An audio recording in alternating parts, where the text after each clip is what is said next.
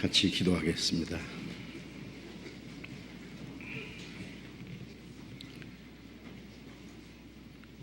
자비로우신 우리 아버지 하나님, 우리를 죄와 영원한 멸망 가운데서 구원해 주신 그 크신 은혜를 인하여 감사를 드립니다. 우리를 하나님의 자녀로 삼아주시고 영원한 하나님의 나라에 들어갈 수 있는 영광스러운 소망을 주신 그 크신 은혜를 인하여 감사와 찬송과 영광을 우리 아버지 하나님께 돌립니다. 이 세상 많은 사람 가운데 먼저 우리를 불러 구원해 주신 주님, 이제 우리의 남은 생에는 오직 하나님의 뜻과 영광을 위해서 우리에게 주신 이 영원한 생명과 소망, 그리고 진리의 말씀을 또 다른 사람에게 전할 수 있는 귀한 사명을 주신 주님, 우리의 남은 생에 하나님 앞에 결코 헛되지 아니하고 또 주님의 복음을 더 많은 영혼들에게 전해서 이뤄진 영혼들을 주님 앞으로 인도하고 더 많은 영혼을 구원받게 하는 큰 역사를 능히 이루게 해 주옵소서. 이 시간 주님의 보배로운 피로 구속함을 받은 저희들, 또 주님 앞에 함께 모여서 주님의 은혜와 영광을 찬송하며 주님의 말씀을 배울 수 있는 귀중한 시간 주신 것 감사합니다. 여기에 모여있는 우리 각 사람을 굽어 살펴주시고 하나님의 풍성한 은혜로 또 주님의 생명과 능력으로 채워주시고 주님의 진리의 말씀으로 우리를 더욱 거룩하게 온전하게 세워주옵소서.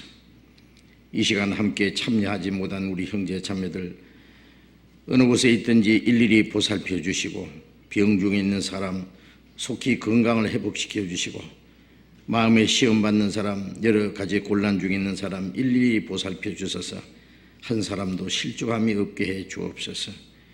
멀리 외국 땅에서 신앙을 지키며 복음을 전하는 우리 형제 자매들 영육 간에 더욱 강건함을 주시고 주님의 복음을 담대히 증거해서 많은 영혼들을 주님 앞으로 인도하는 그 큰 역사를 능히 이루게 해 주옵소서. 이 시간 우리에게 나타내시고자 원하시는 말씀, 하나님의 거룩하신 뜻, 우리가 또 마땅히 어떻게 행할 일들을 더욱 가르쳐 주옵소서. 주 예수님 이름으로 기도드렸습니다. 아멘. 시편 교독하겠습니다. 시편 36편 교독하겠습니다.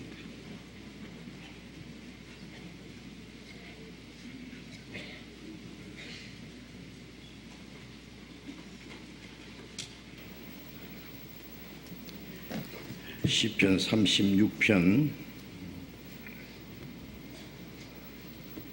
36편 1절부터 끝절까지 교독하겠습니다.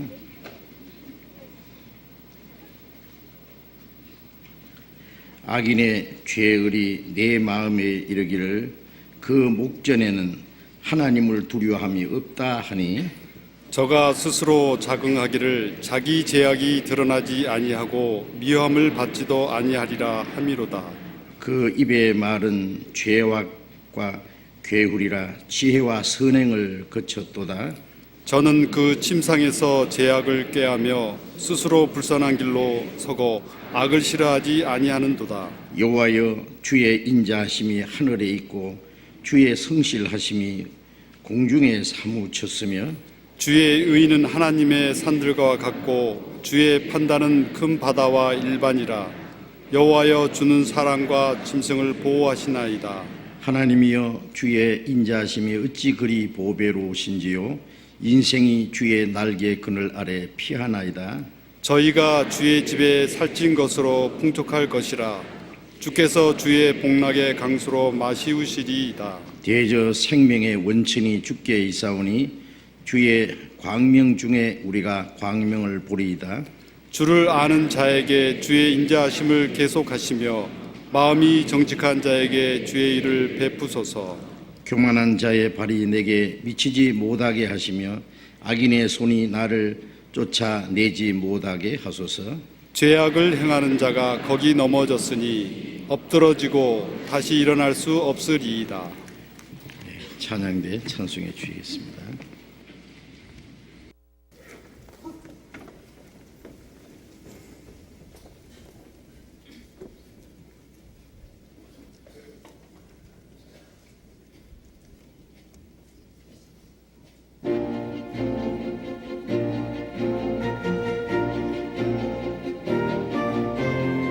주의 약속하신 말씀 위에서 영원토록 주를 찬송하리라.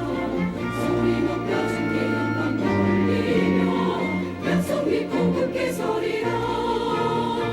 주의 약속하신 말씀 위에서 세상 염려내게 엄습할 때에 말씀으로 힘써 싸워 이기며 약속 믿고 굳게 서리라.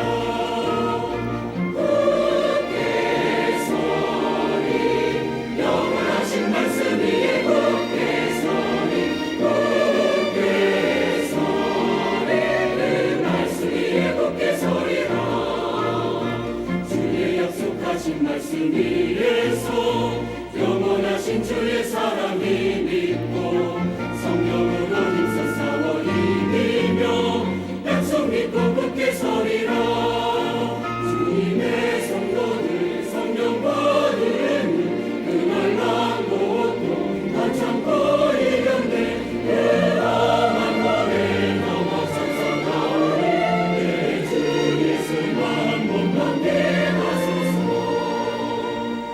이 몸에서 만무했나 우리 주 예수 우리 주 예수밖에는 이르리 아주 영원한 반석이시니 그 위에 내가 섰도다. 그 위에 내가 섰도다. 주의 약속하신 말씀 위에서 성령 인도하는 대로 행하며 주님 품에 항상 안식 얻으며 약속 믿고 굳게 서리라. 나 항상 굳게 서리 영원하신 말씀 위에 굳게 서리 굳게 서리 그 말씀 말씀이 굳게 서리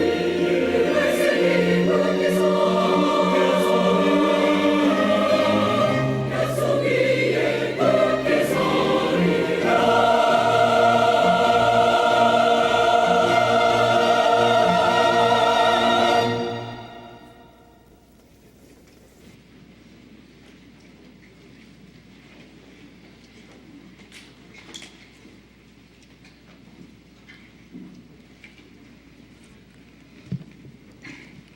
성경 찾겠습니다. 마태복음 13장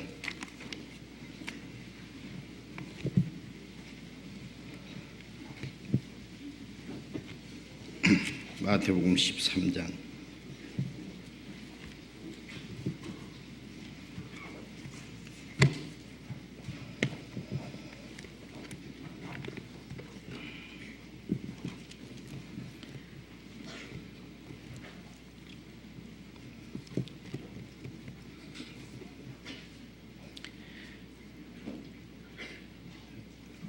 마태복음 13장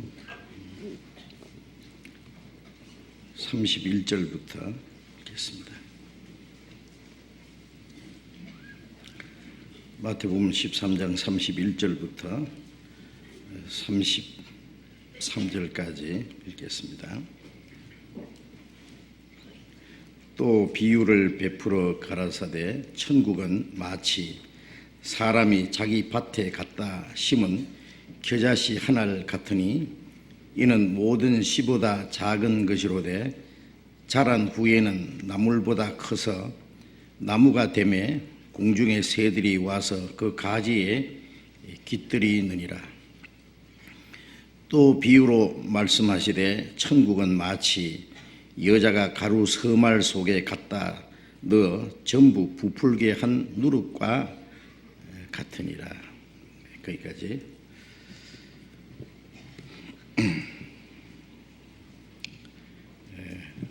우리 마태복음을 지금 계속 배우고 있습니다. 마태복음 13장 내용에는 예수님이 갈릴리 바다에서 배에 올라앉으시고 해변가에 섰는 그 수많은 무리를 향해서 말씀하신 긴 내용인데, 특별히 그 비유를 들어서 여러 가지로 말씀하셨습니다. 예수님이 중요한 진리를 설명하실 때는 항상 그 비유를 들어서 말씀하시기를 좋아하셨습니다. 그 비유는 사람이 생활하는 가운데 있는 일들, 누구든지 경험하고 쉽게 알 수 있는 그런 평범한 일들을 통해서 아주 깊은 진리를 설명해 주시는 겁니다. 예수님이 여기에 8가지 비유를 말씀하신 것이 나오는데, 그 비유를 들어서 말씀하신 후에 그 깊은 뜻은 또 제자들과 따로 설명해 주신 그런 내용이 나옵니다. 이제 읽은 말씀도 누구든지 알 수 있는 그런 평범한 일을 들어서 비유를 들어서 말씀하신 겁니다. 여기 천국은 마치 이렇게 말씀한 것은 우리가 이미 배운 말씀처럼 예수님은 하늘에서 이 땅에 내려오셨어요. 이 땅에 있는 그 죄인들을 구원해서 하나님의 나라에 데려가시려고 이 세상에 오신 겁니다. 그래서 죄인이 어떻게 구원을 받아서 하나님의 나라에 들어가는지, 또 하나님의 나라가 어떻게 건설되는지, 그 하나님의 신령한 역사를 여기 설명하신 말씀입니다.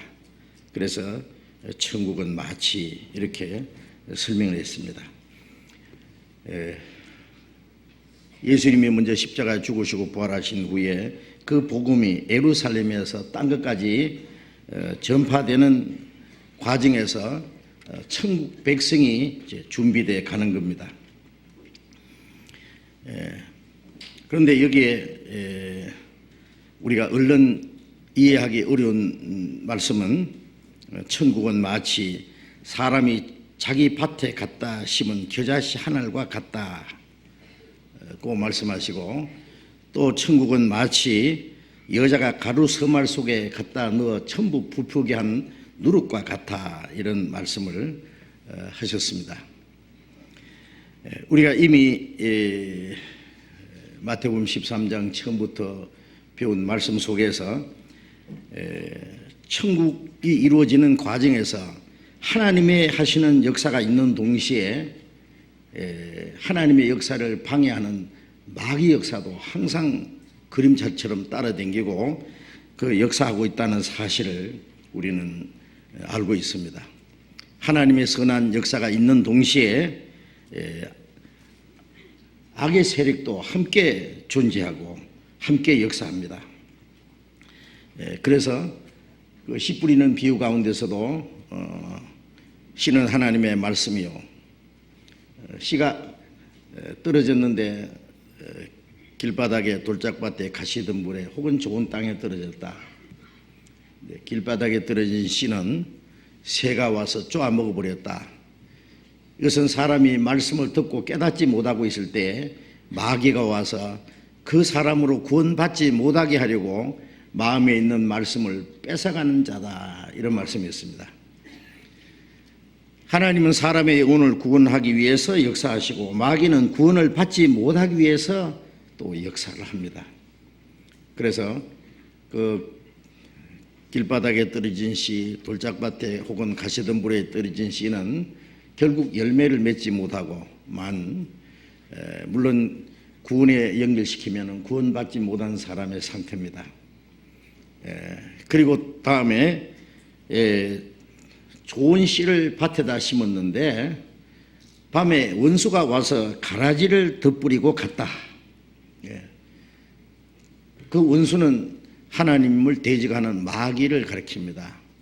하나님은 그 생명의 씨앗을, 천국에 들어갈 백성을 준비하기 위해서 그 말씀의 씨를 뿌리는 동시에 마귀는 거기에다가 나쁜 씨를, 가라지를 더 뿌린다고 말해요. 그래서 하나님의 백성이 있는 바로 옆에 마귀가 뿌린 그 나쁜 씨앗도 같이 자라고 있다는 것을 말씀하셨습니다. 그러니까 하나님의 역사가 있는 동시에 바로 그 옆에는 마귀 역사도 하나님의 역사를 방해하기 위해서 항상 따르고 있다는 것을 말씀하고 있습니다. 여기에 겨자씨 하나가 같다고, 겨자씨 하나를 심었는데 나중에 커서 나무가 되어서 새가 깃들일 만큼 된다는 말씀과, 또 이게 여자가 가루 서말 속에 갖다 넣어서 전부 부풀게 한 누룩과 같다 하는 이 말씀도 하나님의 역사가 있는 동시에 마귀 역사가 있을 것을 여기에 설명하신 내용입니다. 겨자씨는 아주 작은 것이지만 그 속에 하나님의 생명이 있습니다. 하나님의 역사가 생명과 진리로 이루어지는 역사가 있는 동시에 누룩과 같은 거짓된 교훈, 형식적인 교훈, 그 거짓된 기독교 역사가 함께 있을 것을 말씀했습니다. 겨자씨는 씨 중에 가장 작은 것이로 되기로 했죠. 물론 겨자씨가 모든 씨보다 가장 작은 건 아닙니다. 제가 이스라엘에서 겨자씨를 가져왔는데 제가 직접 겨자나무에서 따가왔는데 너무너무 작아요. 이게 무슨 씨인가 싶어. 불면 그냥 다 날아가 버릴 수밖에 없는 겁니다. 그런데 나중에 어떤 사람이 또 조그마한 병에다가 겨자씨를 보내왔는데 그것은 좁쌀보다는 조금 작은, 근데 그래서 겨자씨가 한 두 종류가 있다는 걸 제가 알았습니다. 어쨌든 그 겨자씨는 아주 작은 겁니다. 씨 중에 가장 작은 것이라는 그 말씀은 아마 예수님 당시에 그 지역에서는 겨자씨가 가장 적었던 것 같습니다. 그런데 그게 자란 후에는 나무가 된다. 약 3m 정도 큽니다. 제가 보니까 보통 시골에 오면 대추나무 있잖아요. 그 정도로 큽니다. 그리고 작은 씨앗은 대개 1년 초, 그 나물 종류 뭐 이런 거잖아요. 담배씨도 아주 작은 건데 그 1년 초잖아요, 않습니까? 그런데 이 겨자씨는 1년 초가 아니라 나무가 된다고 말이에요. 그래서 새가 깃들일 만큼 된다고 그래서 그 겨자씨를 아주 작은 새들이 그 좋아해서 그 나무에 몰려들어서 그 씨앗을 쪼아 먹는 그런 모습들을 저도 봤습니다. 그런데 이 겨자씨가 작은 것이지만은 커서 나무가 되고 새들이 깃들일 만큼 된다는 이 말씀은 하나님의 역사는 아주 작은 데서 시작돼서 나중에는 큰 역사를 이루게 된다는 말씀입니다. 한 사람이 구원을 받아가지고 너와 내 집이 구원받으리라는 말씀대로 자기 가족이 구원받고 이웃 사람이 구원받고 온 동네에 구원받는 역사가 일어나고, 그리고 그 도시나 그 마을 많은 사람들이 구원받는, 그래서 한 사람이 구원을 받아서 수백 명 수천 명이 구원받는 역사가 나타나는 것을 우리가 알고 있습니다. 사도행전 16장에 보면은 바울 사도가 빌립보에 가서 복음을 전했는데 루디아라고 하는 여자가 먼저 그 복음을 깨닫고 구원을 받았습니다. 그 가정이 구원받고 자기 가정을 개방하고, 그리고 빌립보 지방에 복음이 전해져서 많은 사람이 구원받고 빌립보 교회가 세워지고, 그 빌립보 교회는 바울 사도가 전도하는데 평생토록 바울과 함께 이 복음 전하는 일에 참여하고 하나님의 역사를 이루는 큰 역사를 이룬 것을 알 수 있습니다. 예. 연약한 여자 한 사람이 구원받아 가지고 하나님의 큰 역사를 이루게 하는 그런 것들을 우리가 볼 수 있습니다. 지금 우리 주변에도 그런 일들을 얼마나 일어납니다. 지난번 우리 학예 수양회 그 준비 총회 때 우리 중국에서 오신 연태에서 오신 목사님 한 분이 간증을 하셨는데요. 중국 청도에서 우리 형제들이 경영하는 식당에서 18살을 먹은 소녀가 그 일하다가 복음을 듣고 구원을 받은 거예요. 구원받고 휴가를 얻어가지고 자기 고향에 갔습니다. 산동성에. 근데 자기가 구원받았다, 거듭났다 막 자랑하고 자신 있게 말하니까 뭐? 구원받았어? 거듭났어? 어디서 그런 걸 들었는데? 그러니까 아, 내가 저 청독교회 그 교회에서 말씀 전하는 걸 들었다고 깨달았다. 그러니까 그러면 그 목사님을 우리도 청해서 들을 수 있을까? 그래가지고 목사님을 청해가지고 그 말씀을 복음을 듣고는요, 아주 큰 교회들입니다. 수백 명 수천 명들이 있는 교회 7교회를 계속 연속 집회를 한 거예요. 수천 명이 구원받았다고 하는, 지금도 그 역사가 계속됩니다. 산동성과 그 주변에 있는 몇 성이에요. 중국은 인구가 많잖아요. 그 주변만 해도 한 5억이 된답니다. 그 지역에 복음이 힘있게 전파되는 그 얘기를 듣고 그 어린 여자아이가 구원을 받고 그 복음이 전해진 것이 그 시가 돼가지고 그것이 시작이 돼가지고 수천 명 아니면 앞으로 얼마나 많은 사람이 구원받는 역사가 나타나지 모르지만은 하나님의 큰 역사가 이루어지는 것을 우리가 보고 있습니다. 하나님의 위대한 역사는 항상 지극히 작은 데서부터 시작됩니다. 그래서 하나님의 큰 역사를 이루는 거예요. 겨자씨는 없는 것과 같은 겁니다. 너무 작아서. 우리도 겨자씨처럼 아주 작은 존재지만은 겨자씨 하늘 같은 우리 자신이 하나님의 생명을 받아서 그것이 심겨질 때 하나님의 큰 역사를 이룬다는 것을 알 수 있습니다. 하나님의 생명은 생명을 받았으면 거기서부터 시작해서 하나님의 큰 역사를 이루도록 하나님이 하시는 겁니다. 그거는 하나님이 하시는 거예요. 생명에서. 우리 자신도요, 정말 어머니 뱃속에서 작은 정자 하나가 생명으로 시작돼 가지고 사람으로 태어나서 그 사람이 위대한 일도 하고 큰 역사를 이루는 그런 일들이 있지 않습니까? 생명이라는 것은 그렇게 작은 데서 시작돼서 큰 역사를 이룹니다. 그게 하나님의 역사입니다. 그래서 생명으로 시작돼서 하나님의 큰 구원의 역사를 이루어서 하나님 나라의 백성이 이루어지는 일이 있는가 하면은 또 반대로 여기에 여자가 가루 서말 속에 갖다가 넣어서 전부 부풀게 한 누룩과 같다. 이건 또 무슨 말씀이냐? 이걸 또 누룩을 뭐 다르게 설명하는 사람들이 있는 걸 봤습니다. 그런데 성경에 누룩은 좋은 뜻으로 설명한 것이 한 번도 없습니다. 팔레스타인에서 그 빵을 굽는 그 빵집에서요, 그 가루를 한 석대쯤 이렇게 해서 거기다가 누룩을 넣어서 반죽을 해가지고 부풀게 해서 그 빵을 굽는답니다. 그런데 그 누룩이라고 하는 것은요, 먼저 구워낸 그 빵에서 한 쪼가리를 띄어서 보관해 두면은 그게 발효돼 가지고 누룩이 되는 거예요. 그걸 이제 다음 반죽에다가 넣으면은 부푸는 거예요. 그 누룩이라는 건 우리가 이스트라 그러죠. 부풀게 하는 거.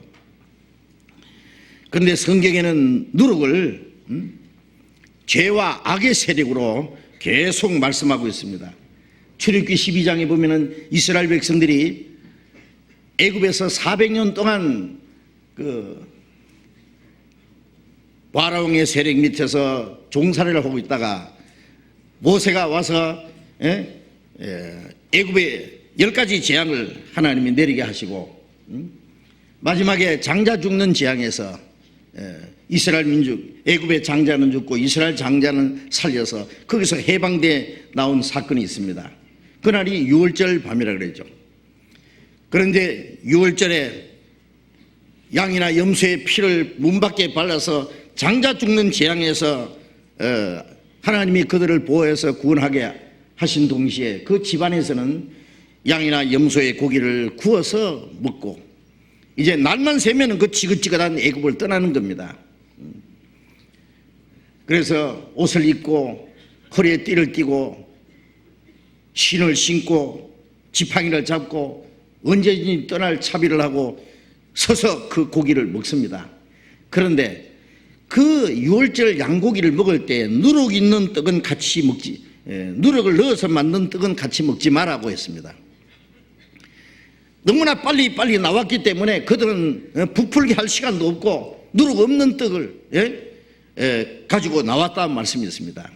그날을 기념해 가지고 이스라엘 백성들이 해마다 유월절을 지키는데 이스라엘 달력으로 1월 14일 되면은 첫날이 유월절 밤이고 그때부터 7일간 누룩 없는 떡을 먹습니다. 출애굽기 12장에 자세히 설명되어 있습니다. 그래서 등불을 켜서 집 구석구석에 누룩을 찾아서 집 밖에 내버리는 겁니다. 누룩을 보게도 말고 잊게도 말고 누룩을 떡에 넣지 말고 누룩 없는 떡을 7일간 먹으면서 그걸 무교절이라고 그래요.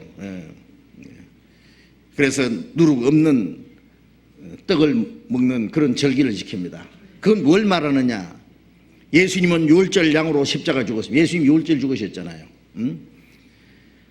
하나님이 우리에게 내릴 심판을 우리에게서 지나갔다. 그래 유월절이라는 말은 pass over 넘어갔다는 말입니다. 예수님의 피는 우리가 받아야 될 하나님의 심판과 진노가 예수님이 받음으로 우리에게서 지나갔고 구원받은 사람들은 그 양고기를 염소고기를 불에 구워 먹는 것처럼 이제 주님의 생명을 우리가 누리고 사는 겁니다. 그런데 그 유월절 양고기와 누룩 있는 떡은 같이 못 먹는다는 말은 이거 양고기는 주님의 생명을 말하는 겁니다. 떡은 우리 자신을 말합니다. 주님과 우리가 교제하는데 죄악을 가지고 있으면 안 된다 그 말이에요. 누룩은 부패하는 겁니다. 죄를 말하는 겁니다. 우리가 주님과 교제하는 생활이 시작되는데 거기는 우리의 마음 속에 우리의 생활 속에 죄가 있으면 안 된다. 그래서 이 말씀의 등불을 켜서 구석구석이 우리의 마음과 생활 속에 그 누룩 같은 죄를 다 차단해서 내버리는 걸 말합니다. 그래서 7이라고 하는 것은 7일이 반복되는 것이 일생입니다. 그래서 우리의 일생 동안 죄 없이 성결한 생활, 주님과 또 구원받은 사람들이 함께 교제하는 그 거룩한 교제 생활을 누룩 없는 떡을 7일간 먹는 거로 그서로 그렇게 설명을 했습니다. 첫날이 유월절, 그리고 7일간 무교절. 구원받은 그때부터 시작해서 주님 앞에 간 날까지 우리가 주님과 교제하는 생활, 정결한 생활, 죄 없이 구별된 생활을 해야 될 것을 여기에 말씀하고 있습니다. 그리고 이스라엘 사람들이 하나님께 드리는 그 소제물이 있습니다. 소제물은 그 밀가루를 가지고 하나님 앞에 제사를 드리는 것인데요. 거기다가 누룩을 넣지 마라. 레위기 2장 11절에 보면은 하나님께 드리는 소제물에는 누룩이나 꿀을 넣지 말라고 했습니다. 누룩은 죄를 말합니다. 우리가 하나님과 교제하고 하나님께 우리의 모든 삶을 바쳐야 되는데 우리의 마음과 생활 속에 죄가 있으면 안 된다. 꿀은 뭐를 말하면 인정을 말합니다. 왜냐하면 우리가 하나님을 섬기는데 방해되는 것 또 하나가 인정입니다. 인정이라는 건 좋은 것이지만은 그 인정 때문에 하나님을 섬기지 못하고 하나님의 뜻보다는 사람의 뜻을 따르게 될 수 있기 때문에 아담도 그 인정에 넘어졌잖아요. 마귀가 사용하는 무기가 또 인정이기 때문에 달콤한 인정을 그게 하나님을 섬기는데 개입시키면 안 된다는 말입니다. 그리고 마태복음 16장 11절 이한 내용에 보면은요, 예수님이 제자들에게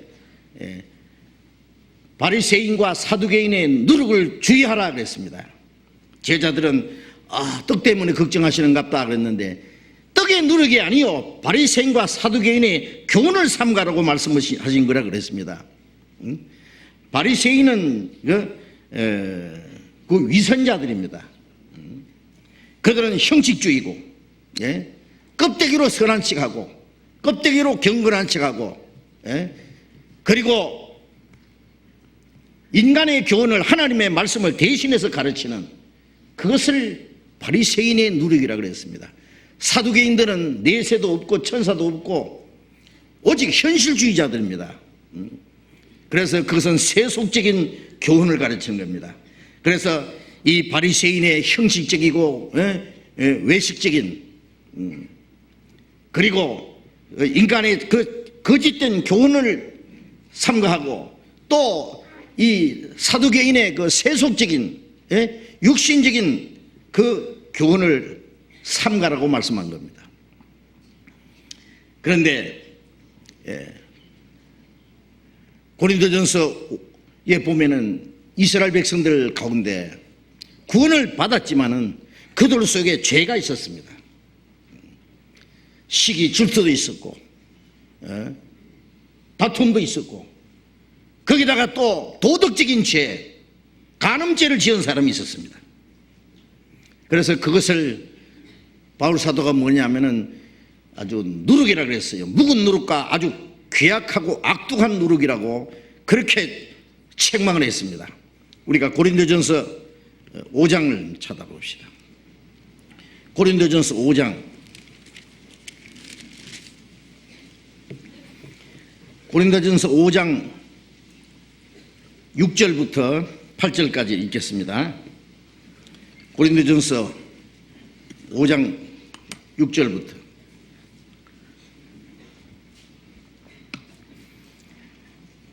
너희의 자랑하는 것이 옳지 아니하도다. 적은 누룩이 온 덩어리에 퍼지는 것을 알지 못하느냐. 너희는 누룩 없는 자인데 새 덩어리가 되기 위하여 묵은 누룩을 내어버리라. 우리의 유월절 양 곧 그리스도께서 희생이 되셨느니라. 이러므로 우리가 명절을 지키되 묵은 누룩도 말고 괴악하고 악독한 누룩도 말고 오직 순전함과 진실함에 누룩 없는 떡으로 하자. 여기에 적은 누룩이 온 덩어리에 퍼진다. 그렇습니다. 적은 누룩이 온 덩어리에 퍼져서 부풀게 하고 결국 썩게 합니다. 조금 놔두면 다 썩어서 못 쓰게 되는 거예요. 교회 안에 이 작은 죄악이 비집고 들어와서 성도들의 믿음을 부패케 하고 넘어뜨리는 겁니다. 그래서 적은 누룩이 온 덩어리에 퍼지는 것을 알지 못하느냐. 너희는 누룩 없는 자인데 새 덩어리가 되기 위하여 구원받은 사람은 누룩 없는 새 덩어리가 돼야 됩니다. 우리가 구원받기 전에는 세상 죄 가운데서 우리도 살았지만은 구원받은 후에는 이 세상에서 거룩하게 구별되었단 말이에요. 천국 갈 사람이 지옥 갈 사람처럼 살 수는 없습니다. 하나님의 자녀가 마귀 자식처럼 살 수는 없습니다. 이 세상 죄에서 구별돼서 하나님의 나라에 들어갈 하나님의 영광에 참여할 사람처럼 마음과 생활이 점점 거룩하게 돼야 됩니다. 그래서 누룩 없는 새 덩어리가 되어야 된다. 그래서 묵은 누룩을 내버려라. 묵은 누룩은 뭐냐? 옛날 아담 때부터 묵어 내려오는 옛 성품이요 옛 죄들입니다. 그게 우리의 유월절 양 곧 그리스도께서 희생이 되셨느니라. 예수님이 유월절 양으로 죽으셨기 때문에 이제 유월절 양이신 주님을 믿고 주님의 생명을 받은 자들은 마땅히 누룩을 내버려야 된다. 내버려서.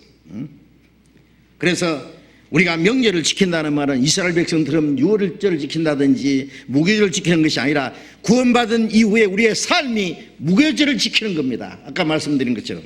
그래서 이 거룩한 생활을 할 걸 말합니다. 구원받은 그날부터 주님 앞에 간 날까지. 그래서 묵은 누룩도 말고 괴악하고 악독한 누룩도 말고, 고린도 교인들은요 죄를 지은 사람을요 그냥 눈 감아주었어요. 덮어주고요, 묵인해주고요, 용납했어요. 그것이 사랑이 아닙니다. 우리가 작은 허물들은 우리가 덮어주고 용서해주고 하는 것은 좋습니다만은 그 죄를 용인하는 것, 용납하는 것은 사랑이 아닙니다. 그 죄는 깨닫게 해주고 돌이키게 해줘야 되고, 회개하지 않으면 쫓아내라 그랬습니다. 그렇기 때문에 이 교회 안에는요 그 세속적이고 육신적이고 거짓된 것이 들어오면은 그것을 회개하도록 지적하고 돌이키도록 하고, 그리고 또 회개하지 않으면은 거기는 징계를 내리고 아니면 쫓아내든지, 회개하면은 다시 받아줍니다. 그렇죠? 그래서 이런 자를 너희 중에서 내어 쫓으라. 그런데 이 고린도 교인들은 그것을 용납하고 그걸 묵인해주고 가려주고 용납했습니다. 그것이 괴악하고 악독한 누룩입니다. 그래서 이 누룩이 죄의 세력이 교회 안에 막 파고 들어가서 막 번지는 거예요. 마귀는 구원받은 사람들을 타락시켜서 넘어지게 하는 겁니다. 죄가 들어오면은, 죄가 번지면은 하나님의 성령이 더 이상 역사할 수 없습니다. 하나님이 우리 가운데 계시고 하나님이 역사하시기 위해서는 우리는 점점 깨끗해져야 됩니다. 그런데 여기에 누룩을 넣어서 전부 부풀게 한 것이 뭘 말하느냐? 이 여자는 거짓 기독교의 종교 지도자를 가리키는 겁니다. 누룩은 부패하는 것이기 때문에 죄와 외식과 형식주의와 세속적인 교훈, 이런 것들로 인해서 외형적으로 커진 가짜 기독교 모습을 가리키는 것이 확실합니다. 그래서 생명으로 시작돼서 생명으로 이루어지는 그 하나님의 역사가 있는가 하면은 생명 대신에 거짓, 형식주의, 외식주의, 거짓된 교훈이 들어와서 외형적으로 커진 것을 말합니다.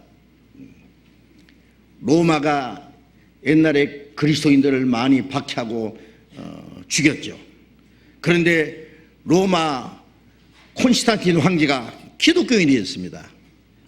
우리가 역사에 보면은 그가 꿈에 십자가 환상을 보고 그 십자가 깃발을 만들어 가지고 나가 전쟁터에 이겼어.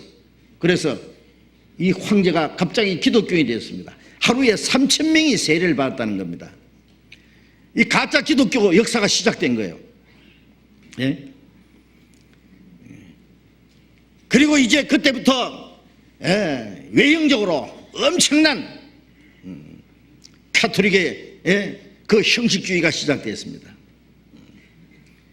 그 특징이 뭐냐면은 외형적으로는 너무 웅장합니다. 웅장한 교회당도 짓고 아주 경건한 의식, 세련된 예배 의식, 오페라처럼 작은 곡을 붙여가지고 기도를 하고 아주 아름다운 노래를 부르고 겉으로는 너무나 거룩한 것 같습니다.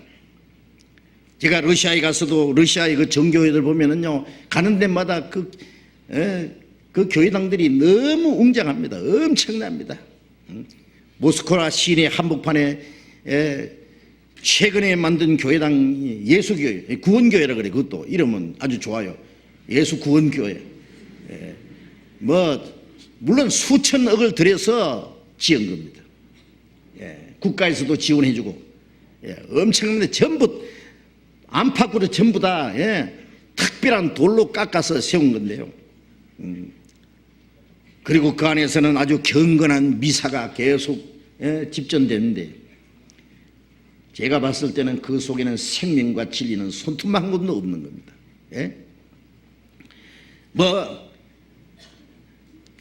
캐톨릭이나 러시아 정교회나 그런 것뿐만 아니라 요즘 개신교도도 보면은 지금 21세기 기독교 전성시대 교파 많고 교회당 많고 목사 많고 교인 많고 돈 많고 이 교회가 엄청난 세력을 가지기도 합니다.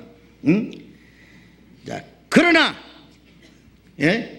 외형적으로는 웅장하고 경건하고 훌륭하지만은 아름답게 여러 가지 단장을 했지만은 그 속에 참 구원의 역사가 있느냐, 그 속에 생명과 진리가 있는지 그게 의문스럽습니다. 정말 하나님 보실 때 그것이 생명과 진리로 된 것인지 아니면 형식과 세속주의로 위선과 거짓으로 물질주의로 누룩으로 부풀어진 것인지 생명과 진리 대신에 겉으로 꾸며진 외식과 이선, 인간의 합리주의와 그리고 지성주의, 인간의 교훈으로 꾸며진 것이 아닌가 우리가 생각해 봐야 됩니다.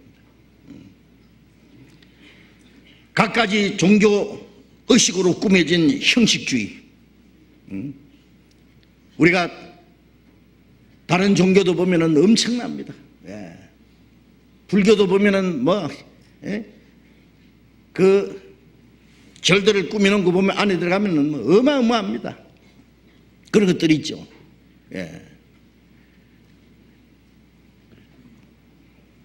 모슬렘들도 그들이 모스크를 지어놓은 거 보면 엄청납니다.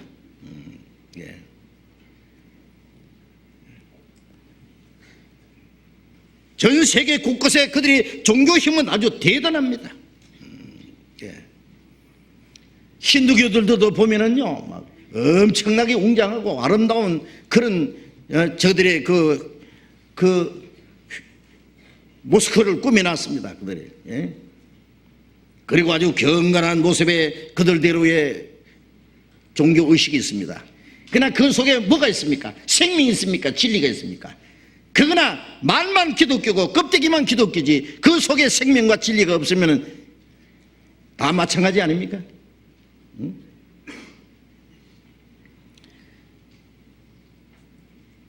사람은 외모를 보지만 하나님은 중심을 보십니다.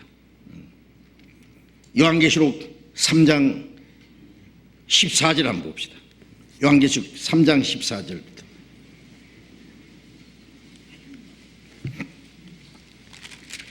요한계시록 3장 14절부터 18절까지 제가 읽겠습니다. 요한계시록 3장 14절부터 18절까지 읽습니다. 라오디게아 교회의 사자에게 편지하기를 아멘이시오 충성되고 참된 증인이시오 하나님의 창조의 근본이시니가 가라사대 내가 네 행위를 아노니 네가 차지도 아니하고 덥지도 아니하도다. 네가 차든지 덥든지 하기를 원하노라. 네가 이같이 미지근하여 덥지도 아니하고 차지도 아니하니 내 입에서 너를 토하여 내치리라. 내가 말하기를 나는 부자라 부유하여 부유한 것이 없다 하나 네 공고한 것과 가련한 것과 가난한 것과 눕는 것과 벌거벗은 것을 알지 못하는도다. 내가 너를 권하노니 내게서 불로 연단한 금을 사서 부유하게 하고 흰옷을 사서 입어 벌거벗은 수치를 보이지 않게 하고 안약을 사서 눈에 발라 보게 하라. 이 라오디게아 교회는 그 아시아의 7교회 중에 마지막 교회입니다. 그 당시에 실제로 7교회가 있는 동시에 이 7교회는 초대교회부터 이 세상 마지막까지의 그 교회의 그 모습들을 설명하기도 했습니다. 이 라오디게아 교회는 마지막 교회, 주님 재림하시기 직전에 주님이 문 밖에서 문을 두드리는 정도로 주님이 재림하시기 직전에 있는 교회를 가르칩니다. 충성되고 참된 증인이신 분, 아멘이신 분, 모든 것을 이제 완성하시는 분, 참된 증인은 이제 거짓을 골라냅니다. 창조의 근본이시니까 가라사대 왜 창조의 근본이 강조하고 있습니까? 교회의 근본을 찾아내시는 분입니다. 진짜 교회가 무엇인지 그걸 이제 찾으시는 분입니다. 예. 내가 네 행위를 하노니 네가 차지도 않고 덥지도 아니하고 아도다. 예. 이같이 미지근하여 차지도 않고 덥지도 않으니 내 입에서 너를 토해내치리라. 제가 실제 라우디게에 가봤더니 위에 저 우지방에서요 온천이 흘러내리는데 라우디게에 오면 실제로 그게 미지근해져요. 예? 미지근한 물이 흐르고 있습니다. 그런데 이 라우디게아 교회가 꼭 그 모양으로 차지도 않고 덥지도 않다. 찰 것은 차고 뜨거울 것은 뜨거워야 됩니다. 그렇잖아요. 네. 그런데 미지근하다는 것은 이것도 아니고 저것도 아니다 그 말입니다. 그런데 스스로 자기 교만 속에 자기 만족 속에 빠져가지고 나는 부자라야 부자한 것이 없다. 이게 마지막 시대의 기독교 모습이 아니냐 그 말입니다. 교회당 웅장하고 크고 교인 많고 예배의식 세련되고 경건하고 음숙하고 돈 많고 아름답습니다. 부자라 부유하여 부자한 것이 없다. 정성도 있고 열심도 있고. 그런데 주님은 뭐라고 하십니까? 네 공부한 것과 가려는 것과 가난 것과 눈먼 것과 벌거벗은 걸 알지 못하도다. 껍데기로는 아름답게 꾸몄는데 그들의 그 영적 상태는 공교하고 가련하고 가난하고 그들은 구원도 받지 못했고 영적으로는 벌거벗은 소경입니다. 눈먼 것과 벌거벗은 것. 그들은 구원의 옷을 입지도 못했고 영혼의 눈이 뜨지도 못했고 하나님의 부유함으로 부유하게 되지 못하고 스스로 자기 자만 속에 만족 속에 교만 속에 빠져 있는 걸 말합니다. 이것이 마지막 시대의 교회의 모습입니다. 외형적인 교회의 모습, 그걸 책망하신 겁니다.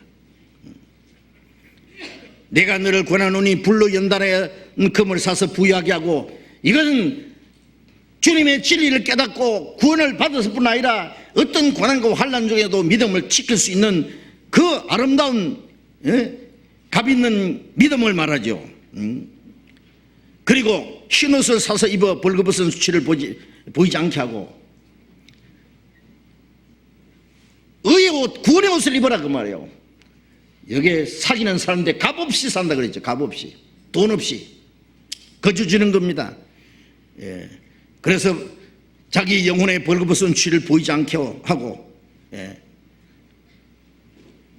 안약을 사서 눈에 보게 하라, 발라서 보게 하라. 그 라우디게아 교회에 특별히 그 안약이 발달됐다는 말이 있어요. 우리의 영혼의 눈을 밝아야 된단 말이에요. 영적으로는 소경들. 그런데 스스로 자만 속에 빠져 있는 기독교 모습, 그걸 지적했습니다. 이것이 마지막 우리 시대의 교회 모습이 아니냐. 살았다 하는 이름은 있으나 실상은 죽은 자라고 하는. 누가복음 18장 8절에 보면은 예수님 말씀에 내가 세상에 올 때에 믿음을 보겠느냐 그랬죠. 주님이 다시 오실 때에 교회당도 많고 교인도 많은데 참된 믿음을 가진 사람을 보기 어려울 거라는 말입니다. 제가 구원받은 이후에 지금까지 48년 지금 이제 전도하러 쉴 사이 없이 다니면서 전도를 한다고 생각하는데 많은 믿는 사람 만나봤습니다. 그런데 정말 놀라운 것은요, 외형적으로 보면 훌륭하고 열심히 믿는 것 같고 잘 믿는 것 같은데 속에 내용을 들다 보면 하나님 말씀을 비춰보면 정말 하나님의 생명을 받아서 거듭난 사람, 정말 이 세상에 무엇보다도 주님을 사랑하고 진리 가운데 살아가는 참된 그리스도인들, 이 성경에 말씀하고 있는 참 그리스도인들 찾아보기 어렵습니다. 정말 어렵습니다. 만나기 어렵습니다. 성경에 말씀하는 그리스도인들, 정말 주님의 생명으로 거듭난 사람들, 이 세상에 무엇보다도 주님을 사랑하는 사람들, 하늘나라에 대한 소망만 가지고 하나님의 뜻과 영광에서 살아가는 참된 그리스도인들 있습니다. 예. 껍데기 기독교인들, 예? 형식적으로, 외형적으로, 예? 경건한 모양이지만 경건의 능력을 부인하는 껍데기 기독교인은 완전히 다릅니다. 성경에 말하는 교회하고, 예? 인간들이 만들어 놓은 모조품 교회하고는 완전히 다릅니다. 우리는 이런 것도 생각해야 됩니다. 이것이 뭐냐? 이것이 순전히 누룩으로 부풀어진 거짓된 게 아니냐. 이 누룩을 뭐라고 설명합니까? 그냥 뭐 어떤 사람은 이 막 복음이 전해지는 그 모습을 누룩과 같아 하는데 아니올시다. 생명으로 말미암은 하나님의 역사가 나타나는 동시에 거짓된 역사도 계속 같이 있다는 것을 여기 우리에게 말씀하고 있는 내용입니다.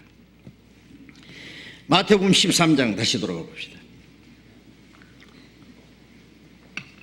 마태복음 13장 44절 봅니다.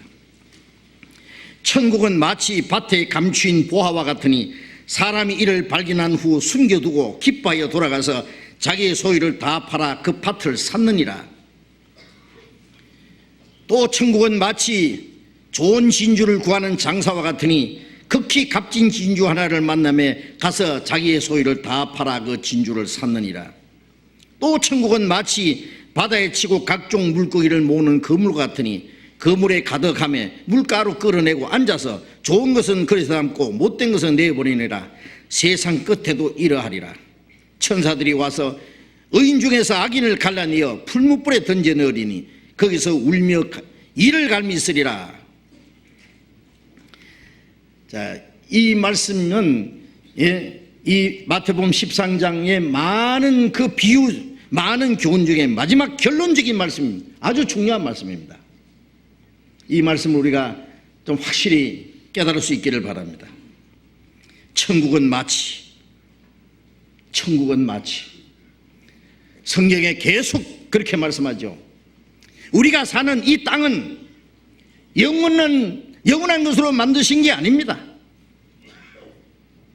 히브리서 1장 10절부터 12절까지 보면은 하나님이 하늘도 만들고 땅도 만드시는데 그것들은 멸망할 것이다. 옷과 같이 낡아지리니 의복처럼 갈아입을 것이다. 예. 우리가 사는 이 세상은 처음부터 하나님께서 없애버릴 것을 전제로 하고 만드신 겁니다. 그것들은 멸망할 것이다. 옷과 같이 낡아진다. 지금 지구는 다 낡아졌습니다. 예. 요한계시록 21장 1절에 보면은 내가 새 하늘과 새 땅을 보니 처음 하늘과 처음 땅이 없어졌다. 바다도 다시 있지 않더라. 예. 우리가 사는 이 세상은 처음 하늘과 처음 땅 언젠가 없어지기로 작정된 겁니다. 종달새가 둥어리를 만들었고 알을 낳고 새끼를 까가지고 뒤로 날아가 버리면 다시 안 돌아온다 그러죠. 종달새의 둥어리는 그게 보금자리로 만든 게 아닙니다. 알 깔라고 만든 겁니다. 알을 낳아서 새끼를 까서 데리고 날아가 버리면 둥어리는 내버려 버린 거예요. 필요 없는 거예요. 이 지구는 종달새 둥어리처럼 천국 갈 백성을 만들기 위해서 구원의 역사를 완성하시고 복음이 온 세계에 전해지는 가운데 천국 갈 백성이 다 준비되면 이 지구는 없애버린 겁니다. 더 이상 필요 없는 겁니다. 그리고 구원받은 모든 그리스도인들은 새 하늘과 새 땅으로 인도하십니다. 그런데 하나님이 작정하신 역사 속에 우리는 바로 마지막 시대에 사는 것이 틀림없습니다. 베드로전서 4장 7절에 보면은 만물의 마지막에 갖고 왔으니 너희는 정신을 차리고 근신하여 기도하라. 이 만물의 마지막 하나님이 작정하신 우리는 마지막 시대에 그 말씀이 우리에게 가장 적합한 말씀입니다. 그래서 하나님이 이 세상의 모든 걸 창조하신 목적은 영원하고 거룩하고 완전하고 영광스러운 하나님의 나라에 들어갈 백성을 준비해가는 과정입니다. 그런데 그 천국 들어갈 백성이 구원받는 역사는 이와 같다라고 설명하신 겁니다. 우리가 잘 배우셔야 됩니다. 이 말씀을. 그리고 사람이 구원받아서 하나님의 나라에 들어가는 역사에는요, 하나님이 사람을 위해서 하시는 일이 있고 사람이 하나님을 향해서 해야 될 일이 있습니다. 그 결과적으로 완전한 하나님 나라 백성이 이루어지는 겁니다. 하나님만 일을 하신다고 되는 것도 아니고 사람이 해야 될 일이 또 따로 있단 말입니다. 천국은 마치 밭에 감추인 보화와 같으니 사람이 이를 발견한 후에 숨겨두고 돌아가서 자기 소유를 다 팔아 그 밭을 샀느니라. 그 옛날에는요, 은행이나 뭐 귀중품을 보관할 수 있는 금고 같은 것이 없었습니다. 그래서 무슨 보화나 보물이 있으면은 그걸 땅에다가 숨겨두는 것이 가장 안전한 방법이었대요. 자기만 알고. 그래 마태복음 25장 25절에 보면은 예수님이 그 달란트를 그 종들에게 나눠줬다는 말씀을 했죠. 어떤 사람은 달란트를 땅에다가 묻어두었습니다. 땅에 감춰두었다가 주인이 오니까 그걸 다시 캐가지고 주여, 주인이 주신 이 달란트 그냥 가져갔습니다. 땅에다가 묻어둔 거예요. 팔레스타인은요, 전쟁이 자주 일어나고 쫓겨다니는 일이 있기 때문에 그 보화를 땅 속에다가 감춰두었다가 나중에 이제 다시 그걸 캐가지고 사용하는 그런 일이 있었답니다. 그런데 자기만 알고 땅에다가 감춰두었는데 그 사람이 나중에 죽고 나면은요, 어디에 감춰놨는지를 모르는 거예요. 그럴 수 있죠. 나중에 다른 사람이 우연한 기회에 그걸 발견하게 됩니다. 여기도 마찬가지입니다. 아마 이 밭에다가 어떤 사람이 보화를 감춰놨는데 아마 그 처음에 감춰놓은 사람은 막 죽었는지 하여튼 없어졌습니다. 여기 어떤 사람이 밭에서 일을 하다가 소를 겨루해서 가는데 무엇이 덜컹 하는데 보니까 뭐 상자가 하나 있거든요. 이 뭔가 싶어서 열어보니까 웜에야 막 누런 황금 막 보화가 막 확 들었네요. 깜짝 놀라가지고 얼른 숨겨놨다고 했죠. 그런데 문제는 그 밭이 자기 밭이 아니에요. 그걸 캐가면은 남의 것을 도둑질하는 것밖에 안 돼요. 그래서 그 보화를 이제 자기 것으로 만들려면은 밭을 사야 되는 거예요. 그래서 기뻐하여 돌아가서 자기 소유를 다 팔아 그 밭을 샀느니라. 충분히 우리가 이해할 수 있는 그런 내용입니다. 이 사람 집도 팔고 밥그릇도 팔고 숟가락도 팔고 있는 거 하여튼 팔 수 있는 거 다 팔았습니다. 자기 소유를 다 팔아 그 밭을 샀습니다. 왜? 농사 지으려고? 아니다 그 말이에요. 그 밭에 감추인 보화 때문에. 자, 이것을 우리가 어떻게 이해해야 되느냐? 마태복음 13장 38절에 보면은 밭은 세상이요 그랬어요. 세상이요. 하나님이 세상을 내다보셨습니다. 죄악으로 충만한 세상, 인간들은 죄로 말미암아 타락해가지고 온갖 죄를 짓고 이 땅에는 저주가 가득합니다. 비참한 일이 가져갑니다. 그러나 그게 하나님 내다보실 때 아주 귀한 보배가 감춰져 있는 거예요. 이게 뭘까요? 하나님이 보실 때 가장 귀하게 여기시는 보배가 뭘까요? 하나님의 거룩한 계획과 하나님의 목적을 위해서 창조하신 사람의 영혼들입니다. 영혼들. 아세요? 우리가 전도 집회할 때 항상 그런 말씀을 배우잖아요.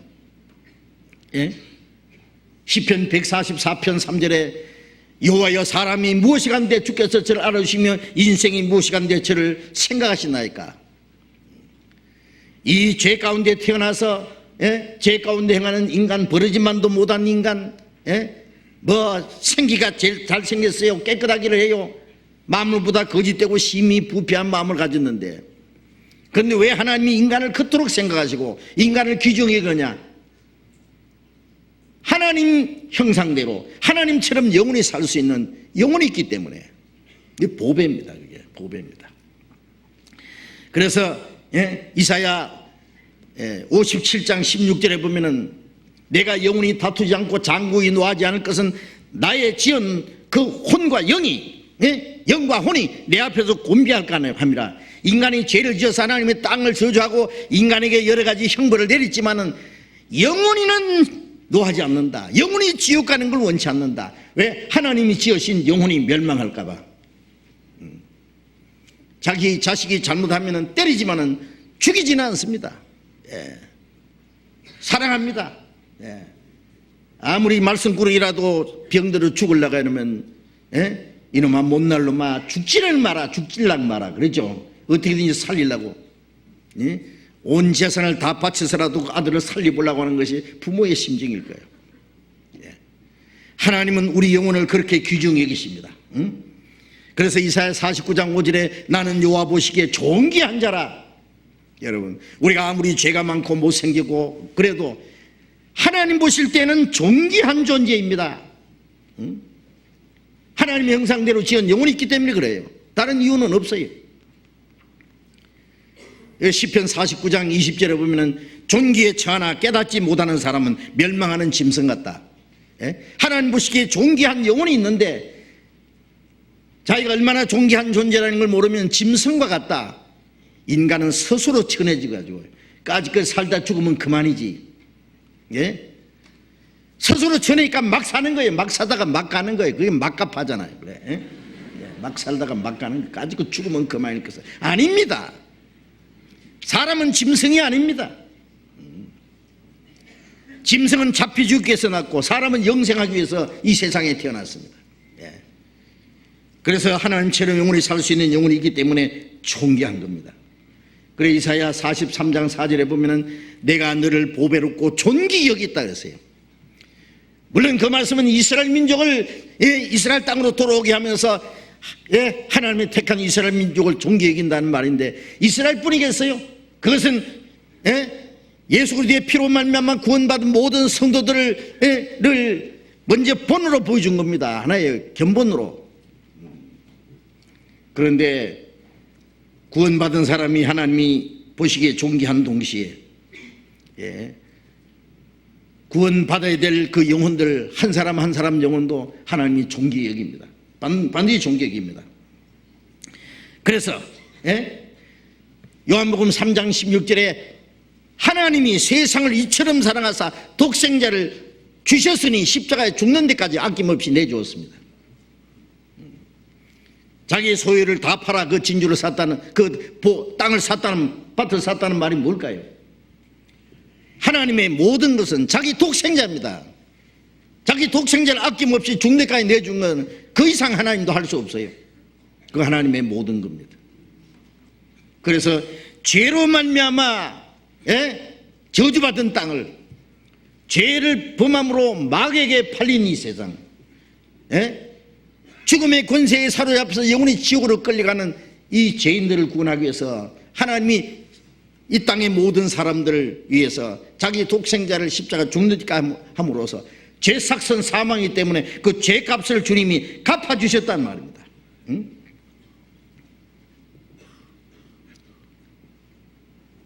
제가 한번요 신문에 보니까요 젊은 어머니가 아들을 낳아가지고 애가 이제 초등학교에 처음 입학을 하는 날입니다.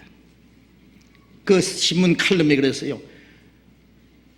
운동장에 아이들이 많기도 많구나. 그러나 아무도 안 보이고 내 아들 뒤통수만 보이는구나. 운동장에 아이들이 아무리 많아도 엄마는요 다른 아이 관심이 없어요. 자기 아이 안 보이면 어디 갔나 아 저기 있구나 저기 있구나 저기 있구나. 엄마는 아들을 가장 귀중히 여깁니다. 못났어도 상관없어요. 말씀꾸러기도 상관없어요. 엄마 볼 때에는 귀중한 존재입니다. 하나님은 우리를 귀중히 여깁니다. 그래서 하나님은 우리를 구원하기 위해서 비싼 값을 지불했습니다. 지불하고 산 거예요.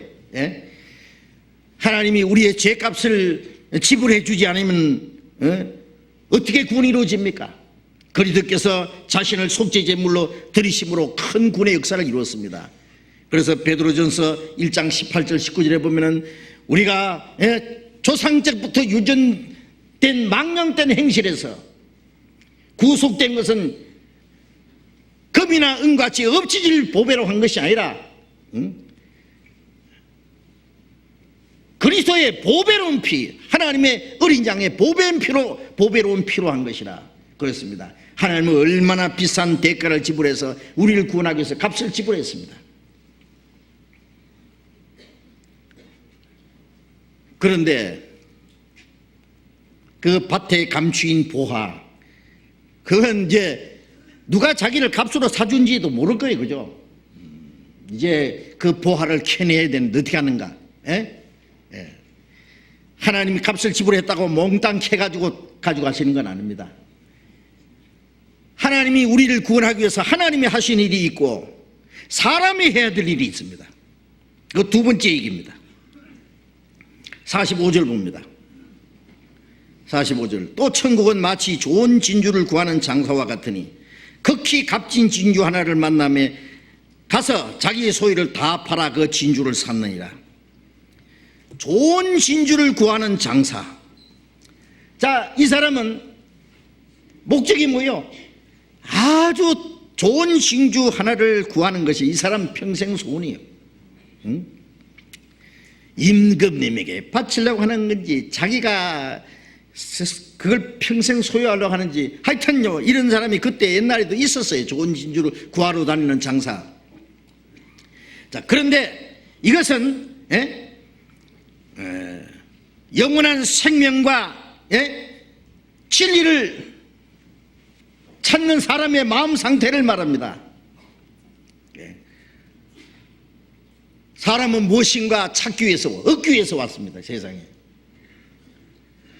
전도서 3장 11절에 보면 하나님이 사람에게 영혼을 사모하는 마음을 주셨다 그랬잖아요. 사람 마음속에 뭐 갈망하는 마음이 있습니다. 하나님 찾고자 하는 마음도 있고, 내 영혼은 영원히 살고자 원합니다. 육신은 눈에 보이는 거, 물질적인 거, 현실적인 거, 육체적인 걸 그걸 갈망하지만 우리의 영혼은 영생을 얻기 원합니다. 영생. 그러니까 세상에 온갖 것 다 얻어도 영혼이 영생을 얻지 못하면, 영원한 소망이 없으면 그 사람 마음속에 참 만족과 행복이 없습니다. 영생을 사모하는 마음, 우리에게 사모하는 마음도 주셨고, 그리고 영생하는 진리도 주셨습니다. 우리에게 영원한 세계도 준비해 놨습니다. 예수님이 요한복음 14장 6절에 내가 곧 길이요 진리요 생명이니 나로 말미암지 않고는 아버지께로 올 자가 없나이다. 예수님은 인간 세계에서 하나님께로 가는 길이잖아요. 그 길을 가르쳐준 것이 바로 이 진리입니다. 이 말씀이 진리입니다. 그 진리를 깨달으면 생명입니다. 영원한 생명입니다. 우리는 그 길을 찾으러 왔고 진리를 깨달아 왔고 영원한 생명을 얻으러 왔습니다. 잠언 2장 4절 5절에 보면은 감추인 보배를 찾는 것 같이 네가 찾고 찾으면은 여호와를 알게 되리니. 우리가 하나님의 진리를 감추인 보배를 찾는 것 같이 찾아야 돼요. 찾아.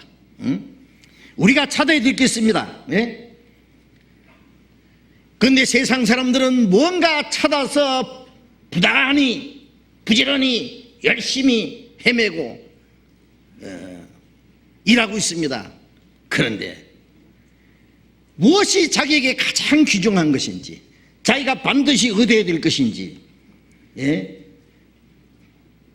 그것을 알지 못하는 것 같습니다. 오직 돈, 사랑, 지식, 명예, 권세, 뭐 이런 것들, 그런 것만 잡으려고 죽을 때까지 바둥거리고, 잡았다 하면 어때요? 금방 죽어버리면 없어져요. 잠시 후에 다 없어질 것을. 누가복음 12장 20절에 그랬잖아요. 이 어리석은 자여 오늘 밤에 네 영혼을 도로 찾으리니 그러면 네가 예비한 것이 누구시 되겠느냐? 하나님이 영혼을 찾아갈 때 지가 뭐 지식을 쌓았던, 돈을 쌓았던, 명예를 쌓았던, 권세를 쌓았던, 그게 네 거냐? 그건 네 거 아니다 그 말이에요. 진짜 자기 것이 뭐냐? 영혼이 없어지지 않는 거, 완전한 거, 그래야 됩니다. 쓸쓸한 강변에 태어난 인생아, 너희는 무엇을 찾으러 왔던고? 이래도 한평생, 저래도 한평생, 돈도 사랑도 명예도 싫더라. 무엇을 찾으러 왔던고? 돈, 사랑, 명예, 그걸 위해서 바둥바둥거리는데, 그것도 아니면 뭐냐? 그거 말고 또 있어요. 그거 말고 있어요. 욥기 19장 26절에 나의 이 가죽 이것이 썩은 후에 내가 육체 밖에서 하나님 보리라. 모든 사람은 언제든지 죽을 수 있고 죽으면 흙으로 돌아갑니다. 예. 그러면 내 영혼은 육체 밖에 나가서 하나님을 만나야 되는데, 하나님 만날 준비가 됐느냐 그 말이에요. 하나님 만날 준비.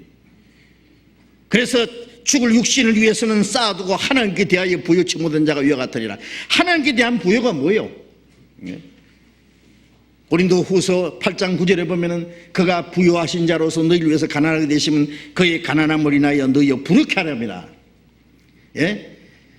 예수님이 그 거룩하고 영광스러운 곳에서 낮고 천한 곳에 내려오셔서 스스로 가난하게 되신 것은 우리를 구원해서 하나님의 부요함을 주시기 위해서입니다. 하나님은 가난한 자를 불러서 믿음에 부요하게 한다.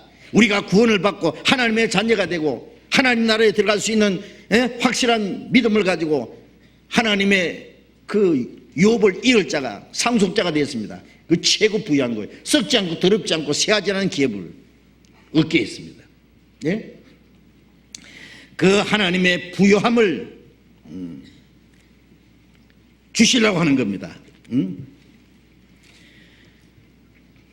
우리는 그 진리를 찾는, 영생하는 진리를 찾는 마음이 있습니다. 그 마음을 주셨습니다. 예. 그래서 좋은 진주를 구하는 장사, 좋은 진주를 구하는 장사들, 예? 진리를 찾는 사람의 그 노력하는 그 마음을 설명했습니다. 마태복음 7장 6절에 보면은요, 거룩한 것을 개에게 주지 말고 너희 진주를 돼지 앞에 던지지 마라. 예? 그것들이 그것을 짓밟고 너희를 찢어 상할까 두려워하노라. 이게 무슨 말씀이에요? 거룩한 것은 구원받은 성도들이 예수님의 피로 거룩하게 된 사람들입니다. 개에게 주지 말라 그 말은 구원받은 사람이요, 거듭나지 못한 사람에게 자기를 주면 안 됩니다. 지난 시간도 말씀드렸죠. 거듭난 사람이 거듭나지 않은 사람에게 결혼한다든지 자기를 바치는 것은요, 거룩한 것을 개에게 찢어버릴 뿐더라. 진주는 돼지 앞에 던지지 마라. 돼지는 진주 값을 모르죠. 확 밟아봅니다. 시궁창으로 그냥. 진주는 뭐야? 영생하는 진리입니다. 예? 진리를 간절히 찾는 사람, 그 가치를 아는 사람에게 하나님이 주시지, 찾고자 하는 사람에게. 예? 베드로후서 2장 22절에 보면은, 예? 예. 개가 토했던 것에 돌아가고 돼지가 씻었다 더러운 구덩이에 누웠다 한 것 같으니라. 개와 돼지 같은 사람을 말하는 거예요. 개는 지가 토했던 걸 좀 이따가 또 주워 먹고, 돼지는 씻었다가 시궁창에 또 들어가 눕습니다. 예. 무엇이 깨끗한 것인지 더러운 것인지 무엇이 귀한 것인지 알지 못해요. 그런 사람에게는 함부로 구원받을 수 있는 그 진리를 던져주지 마라. 그러면 팍 밟아버린다고 말해요. 성도들 찢어버립니다. 거룩한 건 구원받은 성도들입니다. 그러니까 이 진주는 뭘 말해요? 영생 얻는 진리를 말해요. 그래서 우리가 복음을 전해드리지만은 처음부터 복음을 전해주지 않습니다. 우리가 처음에 다른 말씀을 쭉 얘기하고 그 사람에게 구원받을 수 있는 갈망하는 마음이 있을 때 복음을 전하잖아요. 그렇지 않으면 처음부터 주면 팍 밟아버려요. 그래. 그 귀한 줄 모르기 때문에. 고린도전서 1장 23절 24절에 보면은 유대인은 표적을 구하고 헬라인은 지혜를 찾으나 우리는 십자가에 못 박히신 그리스도를 전하니 유대인에게는 미련한 것이요 헬라에게는 어리석은 것이로되 우리에게는 십자가는 하나님의 능력이라 그랬죠. 우리를 구원하는 능력입니다. 영생하는 진리가 뭐예요? 십자가의 도입니다. 예. 잠언 3장을 봅시다. 구약성경 잠언 3장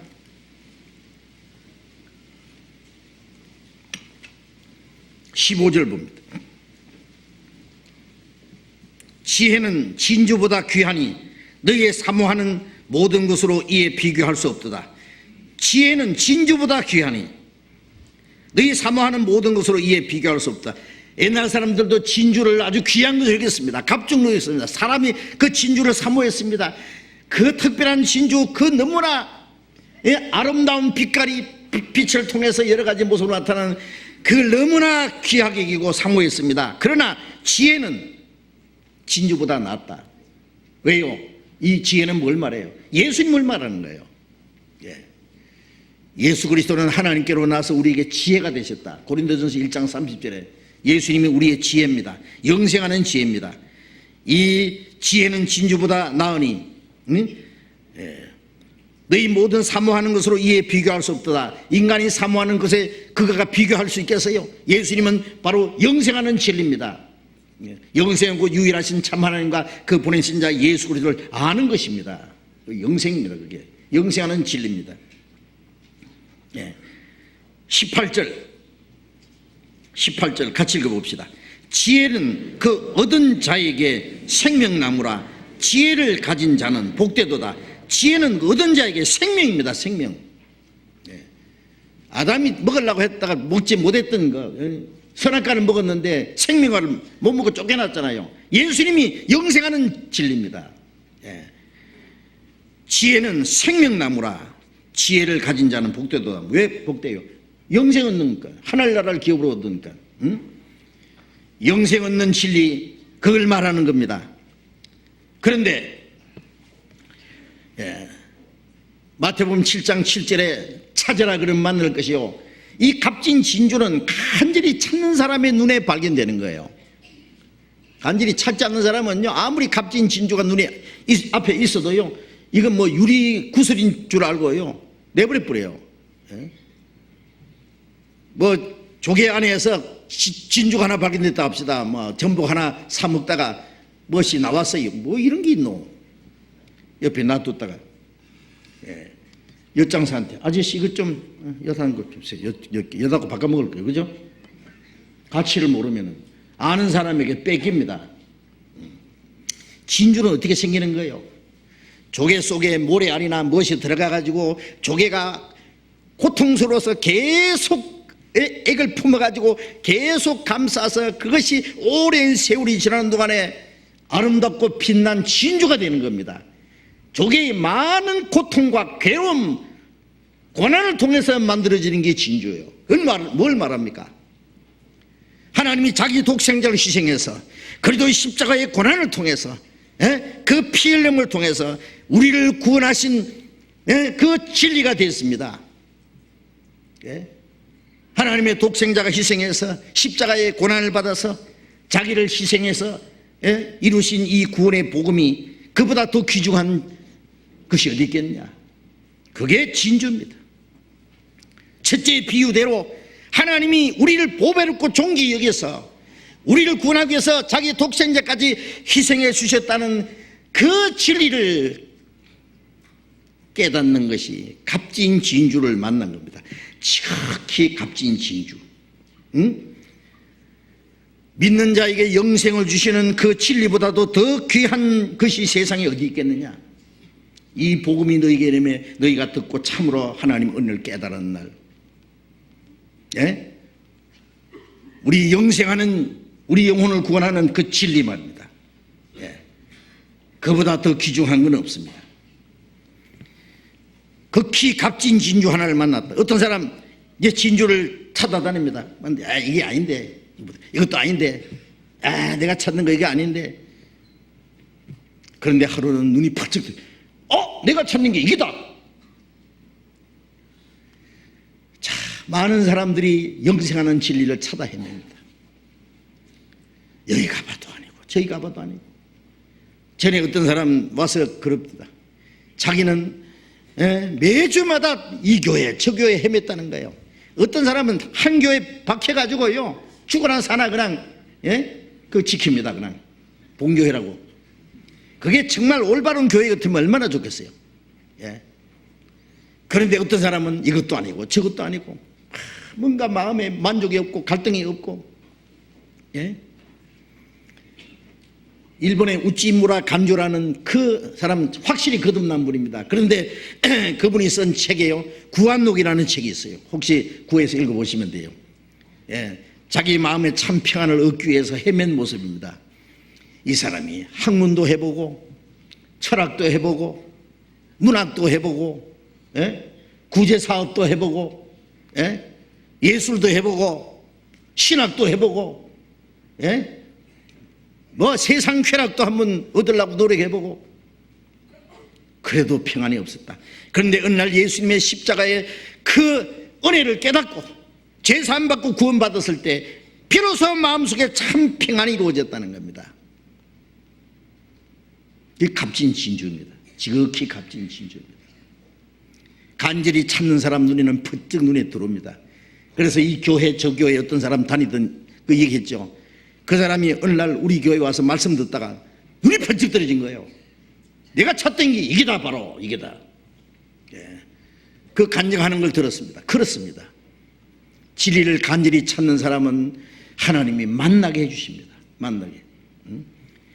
에티오피아 그 여왕의 국고를 맡은 내시가 에티오피아에서 예루살렘까지 다니면서 마차 타고 다니면서 하나님을 경배하려고 그러고 마차 위에서 성경을 읽고 있었잖아요. 그 진리를 찾는 사람입니다. 하나님이 빌립을 보내가지고 내시에 마차 타고 가는데 따라가지고 여보 당신 읽는 것을 깨닫느냐? 지도하는 사람이 없이 어떻게 깨달을 수 있느냐? 여기 올라앉아서 이것 좀 가르쳐달라. 빌립이 여기서 입을 열어서 예수를 가르쳐 복음을 전했다. 마초에서 즉시 구원받았습니다. 간절히 찾는 사람이기 때문에 하나님이 만나게 해주셨잖아요. 우리는 이 세상에 무언가 찾으러 왔습니다. 예수님 말씀하신 대로 사람이 사는 것이 그 재물에 능능한 것이 아니다. 돈 벌기 위해서 온 건 아니냐. 언젠가 죽을 육신 그걸 위해서 온 것이 아니다. 영생 얻는 진리를 찾으러 왔다가 말이에요. 그래서 지극히 값진 진주 하나님을 만났다는 건 영생 얻는 진리를 깨달은 걸 말해요. 예수님이 십자가에서 영원한 속죄를 이루고 완전한 구원을 이루신 그 사실을 깨달아 믿은 걸 말합니다. 그러면 만남에 가서 자기의 소유를 다 팔아 그 진주를 샀느니라, 이 말씀은요, 뭐 영생하는 진리를 돈 주고 산다 그 말이 아닙니다. 이거는 하나님이 거저 주신 겁니다. 값 없이 돈 없이 누구든지 저를 믿으면 누구든지 거저 받을 수 있는 거예요. 돈을 내서 받는다면 누가 받을 겁니까 이걸? 그런데 자기 소유를 다 팔아 그 진주를 샀다는 말은 영생 얻는 진리를 깨달은 사람, 하나님의 사랑을 깨달은 사람, 예수님이 십자가 죽으심을 통해서 자기 죄가 영원히 속죄 있다는 사실을 깨달은 사람이 결과를 말하는 거예요. 자기를 구원하신 주님을 위해서, 하나님을 위해서, 그 진리를 위해서 자기 전생애를 바칠 걸 말하는 겁니다. 예수님이 말씀하시기를요, 마태복음 7장 12절에 누구든지 대접을 받고자 하는 대로 너희도 남을 대접하라, 이것이 율법이요 선지 아니라 그러셨죠. 하나님과 우리 사이에 누가 먼저 대접했습니까? 요한일서 4장 9절에 말씀하신 대로 우리가 하나님을 사랑한 것이 아니다. 요한일서 4장 9절 10절에 하나님이 자기 독생자를 우리를 위해서 죽는 데까지 내주시면 저로 말미암아 우리를 살리게 하십니다. 우리가 하나님을 사랑한 것이 아니라 하나님이 먼저 우리를 사랑하사 자기 아들을 화목제로 보내셨습니다. 하나님과 우리 사이에 하나님이 먼저 대접해 주었죠. 왜 대접해 줬을까요? 하나님도 우리에게 대접받기 원하세요. 옆집에서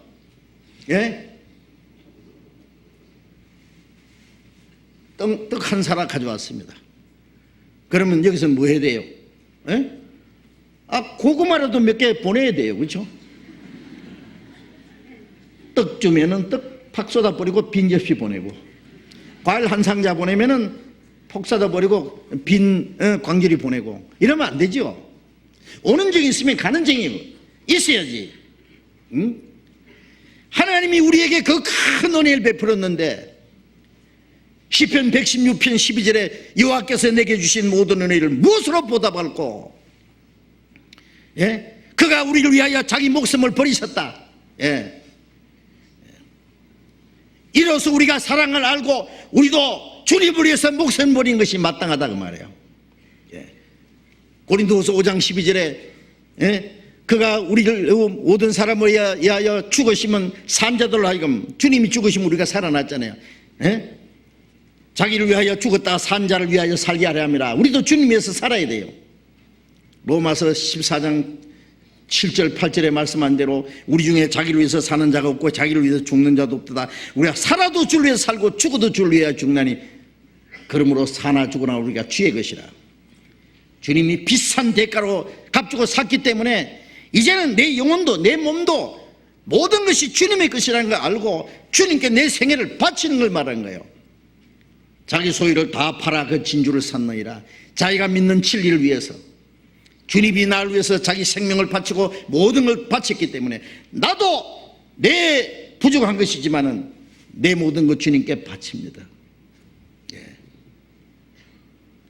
내 모든 것 주 예수의 소유 삼으소서. 주님이 주님의 모든 걸 내게 바쳤으니 내 모든 것도 주님께 드린다고 말입니다. 이것이 진리를 깨달은 결과를 말하는 겁니다. 결과.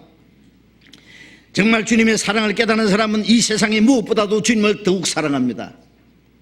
자기 부모보다도 형제보다도 아들이나 딸보다도 더 주님을 사랑한다고 했죠. 더 사랑하지 않으면 내게 합당치 않다고. 왜? 주님이 우리에게 주신 사랑과 합당치 않아요.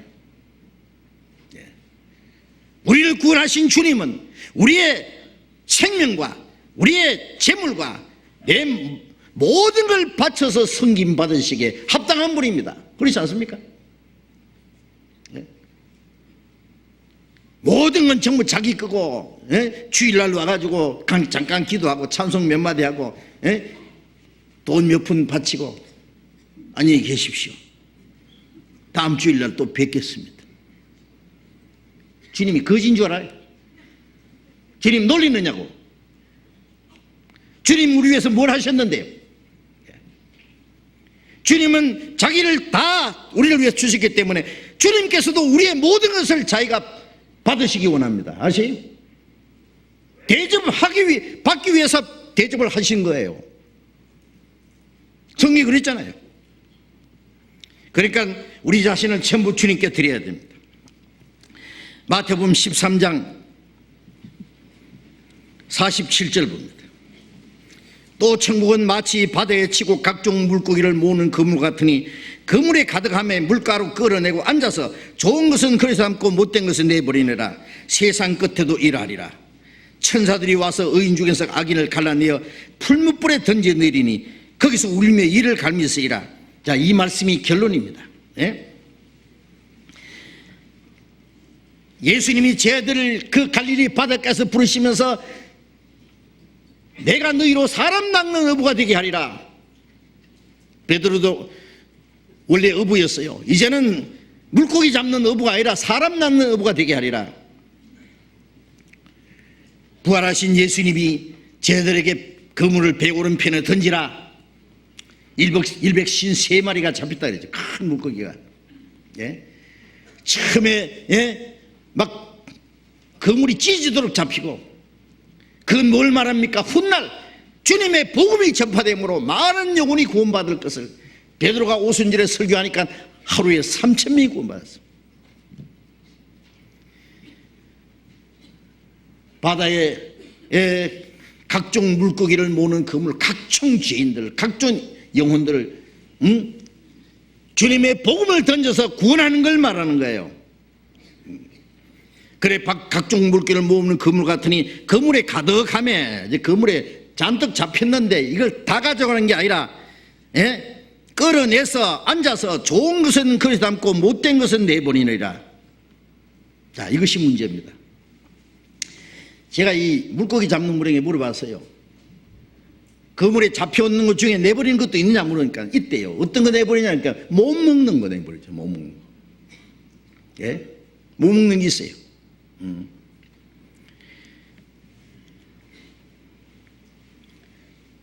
복음이 전해져서 예수 믿는 사람들 중에 좋은 것과 못된 것을 구별합니다. 그러면 좋은 물고기와 못된 물고기는 도대체 뭐냐? 예수님이 죽으시기 전날 밤에 떡을 떼어서 주시면서 먹으라. 이거는 내 몸이라. 예수님이 십자가 죽어서 우리에게 생명의 떡이 될 걸 말씀하신 겁니다. 그러나 부활하신 예수님이 저희들에게 너희 먹을 것이 있느냐 그랬죠. 그렇죠? 예수님이 배가 고파서 먹을 거 달라고 하실까요? 예수님이 십자가 죽으심으로 우리에게 생명의 떡이 되신 주님은 우리에게도 달라고 하십니다. 주님은 뭘 잡수시기 원합니다. 구운 생선 한 토막을 드렸으니까 주님이 그 자리에서 잡수셨습니다. 부활하신 예수님은 생선 한 토막을 잡수셨다는 거 아세요? 예? 그럼 뭘 말하느냐? 구원받은 사람이 예? 자기를 토막 내서 바짝 굽어가지고 주님께 드려야 돼요. 예. 나도 하나의 생선 한 토막처럼 좋은 생선이 되어서 내 생애를 완전히 주님께 바치는 온전한 순종을 말해요. 주님은 죽으심으로 우리의 영원한 생명을 주셨고 구원받은 사람은 우리의 희생과 우리의 온전한 순종을 들여서 주님께 드리는 거예요. 너희 몸을 하나님이 기뻐하시는 거룩한 산 제사로 드리라. 이것이 영적 예배니라. 하나님이 기쁘게 받으시는 영적 예배라고 했죠. 산제사라. 예? 우리는 한 마리 생선처럼 주님께 드려야 됩니다. 부활하신 예수님이 갈릴리 바닷가에 다시 나타났습니다. 3년 반 전에 제자들을 부르시던 그 장소에 제자들은 3년 반에 내버렸던 그 물을 가지고 밤새도록 고기를 잡아도 한 마리도 못 잡았습니다. 예수님이 얘들아 고기가 있느냐? 없습니다. 그물을 배 오른편에 던지라. 153마리가 잡혔습니다. 이제 잡은 고기를 좀 가져오너라. 주님은 그 고기를 가져오라 그럽니다. 주님이 잡으시겠다는 거예요. 언덕에 올라가 보니까 숯불이 놓여있고 떡과 생선이 놓여있더라. 얘들아 와서 조반을 먹어라. 그 얼마나 아름다운 모습입니까? 예?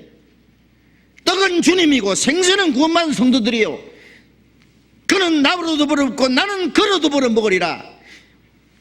주님은 우리가 먹어서 영생 얻고 우리의 순종을 바치면 주님은 잡수시고 영광을 받으시는 거예요. 아세요? 교제라는 건 서로 먹는 겁니다. 진정한 교제는 진실과 진실이 부딪혀야 교제가 이루어지는 거예요. 한 사람은 진실한데 한 사람은 거짓 때문에 그 진정한 교제가 이루어지겠어요? 주님은 나를 위해서 자기 생명을 바쳤습니다. 모든 걸 바쳐서 우리를 구원해 줬습니다. 우리는 주님을 위해서 얼마나 진실합니까? 예? 구원은 받았지만 순종하는 마음이 없습니까? 주님께 자기를 드릴 마음이 없습니까? 예? 주님은 자기를 바쳐서 생명의 떡이 되주셨는데 우리는 한 토막 생선처럼 주님께 드릴 수 없습니까? 나쁜 물고기가 뭘까요? 불순종의 자식입니다. 마태복음 7장에 그러시잖아요. 아들이 생선을 달라 하면 뱀을 주겠느냐? 떡을 달라 하면 돌을 주겠냐? 우리에게 떡을 주셨지 돌을 주셨습니까? 돌은 맞아 죽는 거예요. 율법은 우리를 죽이는 겁니다. 우리에게 은혜를 주셔서 살려줬습니다. 생선을 달라면 뱀을 주겠냐? 뱀은 불순종의 자식이잖아요. 유대인들 보고 이 뱀들아 그랬잖아요. 불순종의 자식입니다. 주님은 우리에게 떡을 주셨고 우리에게 생선을 달라고 하신다면 뭘 드릴까요? 뱀을 내밀어야 됩니까? 우리는 완전히 굽은 생선 한 토막처럼 내 생애를 완전히 주님께 드려서 주님 잡수소서. 그게 진정한 사랑과 사랑이. 우리는 전에는 다 거짓된 자들, 죄인이었습니다. 그러나 이제 주님의 사랑을 깨달았기 때문에, 주님의 사랑이 우리를 구원하셨고, 주님의 보혈이 우리를 깨끗하게 했고, 주님의 성령이 우리를 거룩하게 했어요. 이제는 내 생애를 주님께 바칠 수가 있게 됐습니다. 예. 그래서 진정한 교제가 이루어지는 겁니다. 주님의 사랑을 깨닫고 은혜를 깨닫고 구원을 받았을 뿐 아니라 자기를 주님께 완전히 드려서 희생하고 순종하는 그 사람이 좋은 물고기입니다. 뱀같이 불순종하는 자들은 못된 것입니다. 잡실 수 없습니다. 내버립니다. 예? 세상 끝에도 이러하리라. 천사들이 와서 의인 중에서 악인을 갈라내요. 처음에는 악인 중에서 의인을 구별했죠. 의인 중에서 악인을 또 갈라낸단 말이에요. 믿는 사람 중에서 구원받은 사람 갈라내고, 구원받은 사람 중에 확실히 거듭나지 않은 사람 또 갈라낼 겁니다. 아세요? 창세기부터 시작해서 하나님이 창조하신 때부터 가인과 아벨이 갈라졌습니다. 예. 홍수 때 구원받은 사람과 멸망한 사람으로 갈라졌습니다. 이 세상에서 아브라함을 선택했습니다. 아브라함에서 이삭과 이스마엘이 갈라졌습니다. 이삭에서 에서와 야곱이 갈라졌습니다. 신약시대에 알국과 죽쟁이, 곡식과 가라지, 좋은 물고기와 못된 물고기, 하나님의 자녀와 마귀 자식으로 영원히 갈라집니다. 아세요? 하나님은 갈라내고 또 갈라내고 마지막 최종적으로 의인이 남습니다. 의인 중에서 악인을 갈라내어 풀무불이 던져내리니 거기서 울며 이를 갈미쓰리라. 지옥불입니다, 그게. 그리고 43절, 13장 43절 같이 읽어봅시다. 그때에 의인들은 자기 아버지 나라에서 해와 같이 빛나리라. 귀 있는 자는 들으라. 거듭난 사람들, 주님께 자기를 순종해서 바치는 사람들, 이 사람들이 하나님 보실 때 의인입니다. 자기 아버지 나라에서 해와 같이 빛나리라. 영원히 빛나리라. 여러분 어떻게 생각하십니까? 예? 주님이 우리를 구원해 주셨으면 우리는 주님을 향해서 진실해야 됩니다. 온전한 순종을 바쳐야 됩니다. 그래서 하나님 보시기에 좋은 물고기처럼 하나님이 받으실 수 있어야 됩니다. 저는 구원 받았다고 하면서 자기 양심을 속이는 사람이 있을까 봐 두렵습니다. 우리와 함께 교제하면서도 오랫동안 자기 양심을 속이고 있는 사람이 있을까 봐 정말 두렵습니다. 오늘 밤이라도 주님이 오시면 주님을 만나지 못할 사람이 있을까 두렵습니다. 거듭난 사람 중에, 의인 중에 우리 가운데도 악인이 있을까 봐, 가짜가 있을까 봐 두렵습니다. 주님 오실 날 너무 가깝습니다. 우리가 정말 구원을 받았으면 우리가 주님 앞에 어떠한 사람이 되어야 합당한지 생각해야 됩니다. 우리는 사실은 100번 주님을 위해서 죽어도 은혜를 다 갚을 수 없습니다. 100번은 못 죽어도 한 번은 주를 위해서 살다가 죽기까지 해야 되겠죠. 그것이 주님의 은혜를 깨달은 사람의 당연한 모습입니다. 같이 기도하겠습니다. 자비로우신 우리 아버지 하나님, 하나님이 작정하신 마지막 시대에 이 세상 많은 사랑 가운데 우리를 먼저 구원해 주신 그 크신 은혜에 감사합니다. 죄 가운데서 영원히 저주와 멸망을 받아야 되지만은 하나님이 우리를 사랑하시고 하나님의 독생자를 죽는 데까지 아끼지 않고 내어주시고 주님이 우리 대신 죽으시고 흘려주신 보배로운 피로 우리 죄를 영원히 씻어주시고 아무 공로 없이 구원해 주신 주님, 진심으로 감사합니다.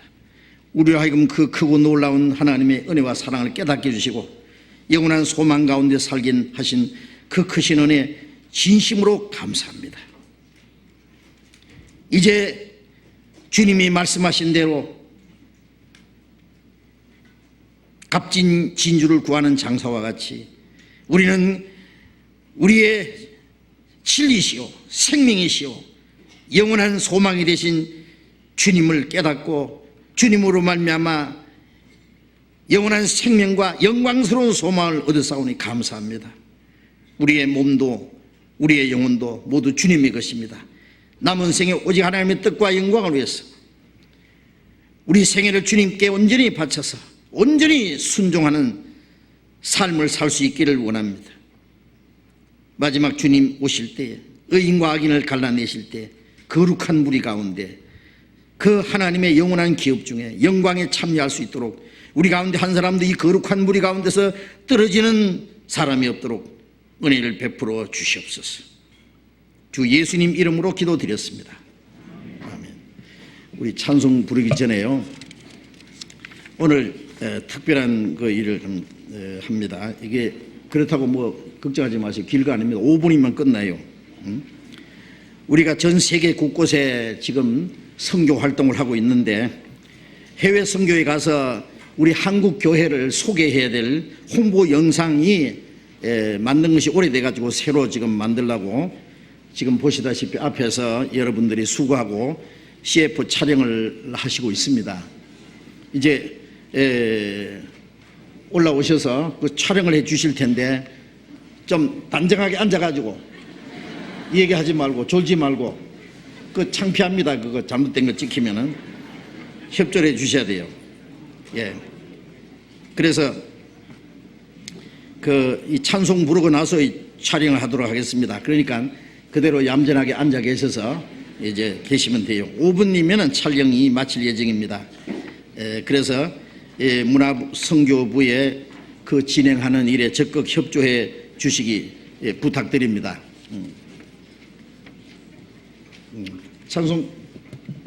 찬송하겠습니다. 일어나지 마세요. 중간에 일어나 나간 사람이 있으면 다 찍혀서 이제 전 세계 다 나갈 거예요. 356장 찬송하겠습니다.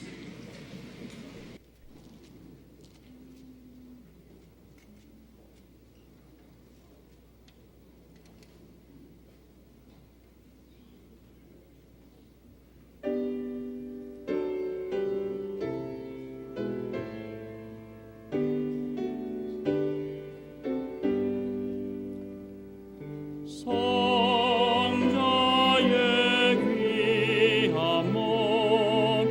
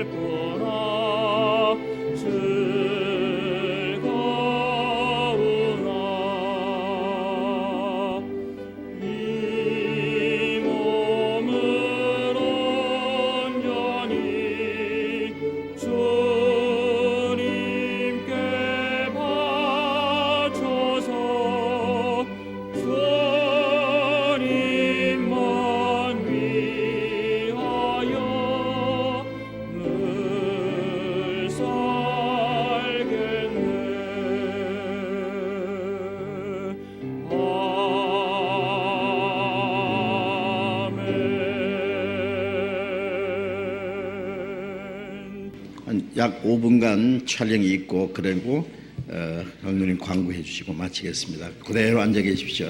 얌전하게. 예, 안녕하세요. 예, 반갑습니다. 문화선교부에서 교제하고 있는 오성태 형제라고 합니다. 지금 이 시간 해외 선교를 위한 우리 교회 홍보 CF를 이제 촬영할 텐데요. 우리 성도님들이 적극적으로 참여를 해주시면 좋겠습니다. 우리 CF에는 우리 교회에서 전한 내용들과 특별히 우리 교회 규모가 들어갑니다. 그래서 성도님들 한 분도 나가지 마시고요. 꽉 채워 있어야 됩니다. 특히 중간에 이동하시면 절대 안 됩니다. 먼저 나레이터를 해주실 김유진 자매님을 소개하겠습니다. 예.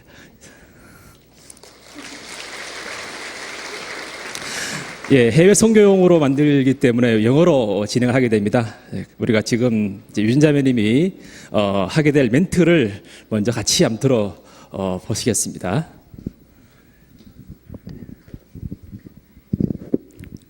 All the saints of the Lifeword Mission in Korea love you in the love of Jesus Christ. We love you. 예, 뭐 다 따라할 수 있겠죠? 예, we all 이렇게 쭉 나가죠. 예, 잘 들으셨습니다. 아마 들으시면서 이제 우리 고향생각 나신 분도 계실 거고, 이제 우리 이 자매의 멘트 중에 맨 마지막 멘트가 we love you입니다. We love you를 할 텐데요. 그러면 이제 눈치채시죠? 예, 우리 성도님들이 we love you를 함께 서로 흔들면서 해주시는 거예요. 예, 아시겠죠?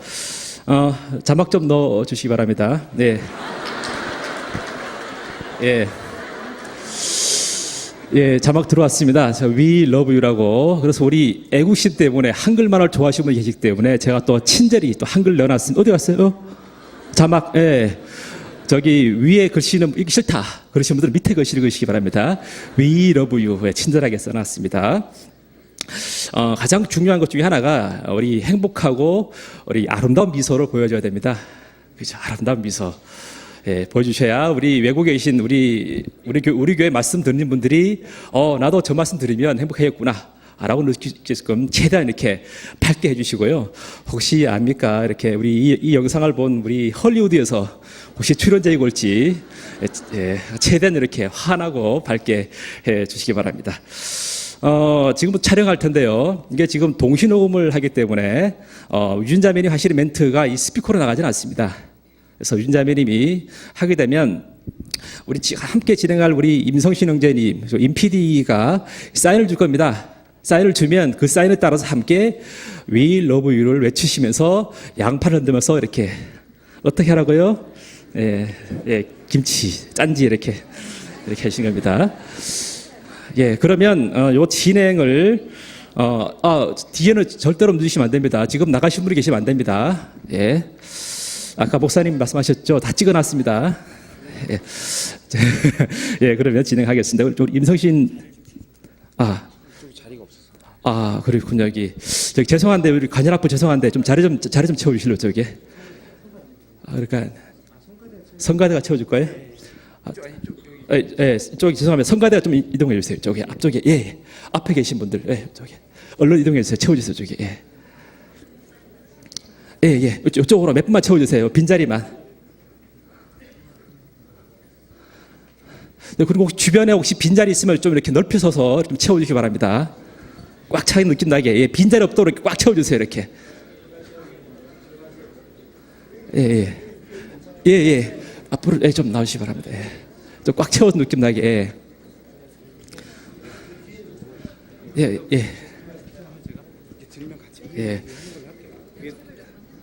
한번 찍은 촬영 들어가면 형제님 자꾸 올려서.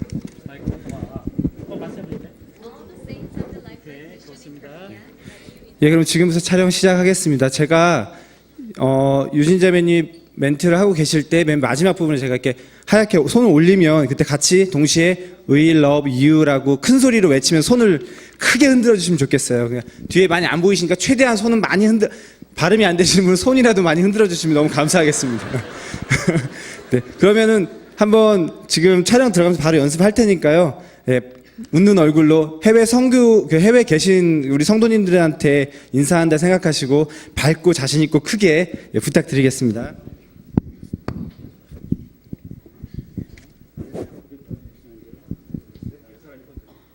할게요. All the saints of the Lifeword Mission in Korea love you in the love of Jesus Christ. We 좋아요. 한 번만 더 그렇게 하는 겁니다. 많이 해보신 것 같습니다. 예. 평소에 카메라에 아주 잘 익숙하신 것 같습니다. 예. 예. 한 번 더 할게요. 예. 네, 준비.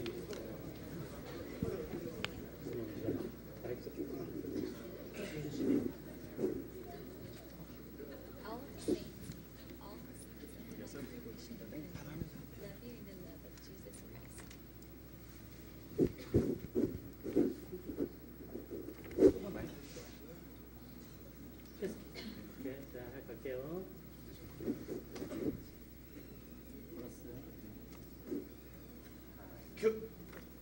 All the saints of the light. 죄송해요. 다들 이어서 할게요. NG 다시 레디. 큐. All the saints of the Lifeword. 죄송합니다. 천천히. Saints of the Lifeword Mission. 감사합니다.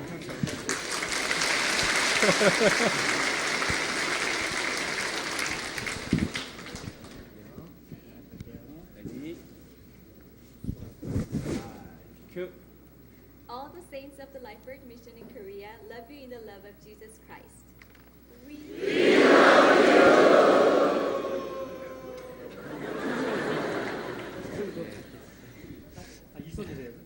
네, 그 손으로 좀 밝게.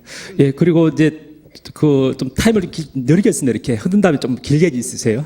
예, 좀 흔들어 길게 해주셔야 됩니다. 예, 편집을 해야 되니까요. 내릴 때까지 흔들어 주시면 감사하겠습니다. 할게요. 좀 밝게 카메라 올려주세요. 네. 큰 소리로 마지막까지. 레디 하이. 큐. All the saints of the Lifeword Mission in Korea love you in the love of Jesus Christ.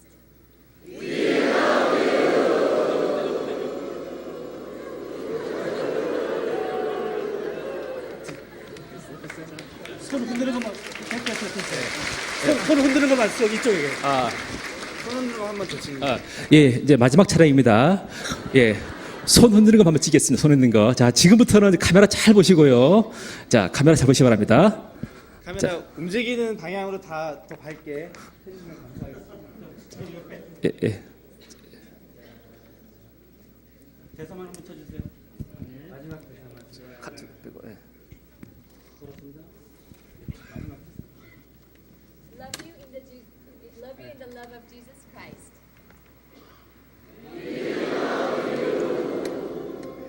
계속. 고맙습니다. 네, 감사합니다. 예, 감사합니다.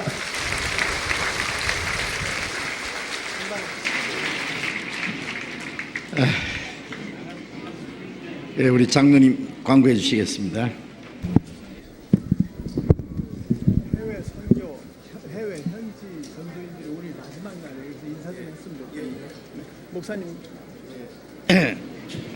잠깐만 앉아 계십시오. 잠깐만요. 예, 예. 저 우리 목사님 지난 2달 동안 우리 14나라에서 목사님들 18분 또 같이 교육을 받고 이제 오늘 어제로 끝났습니다. 오늘 마지막 주일날 참석하셨는데 우리 해외에서 오신 목사님들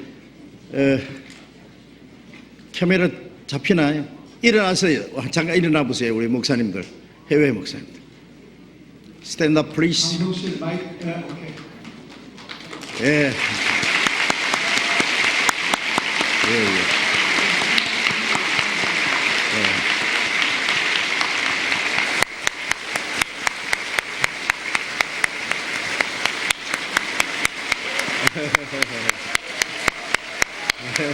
We love you.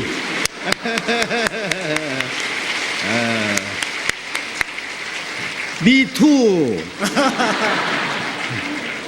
예. Okay. Thank you so much. 목사님이 영어로 설교도 하십니다. 사실은.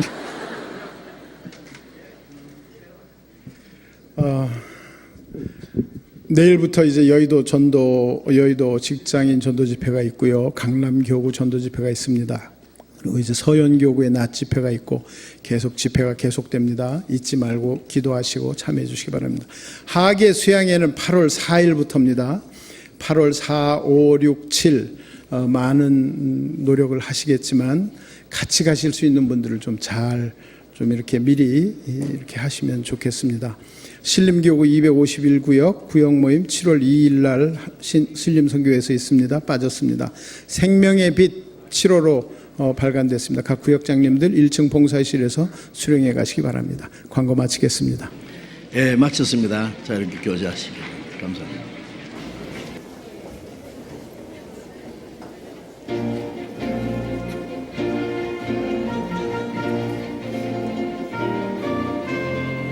주의 약속하신 말씀 위에서 영원토록 주를 찬송하리라.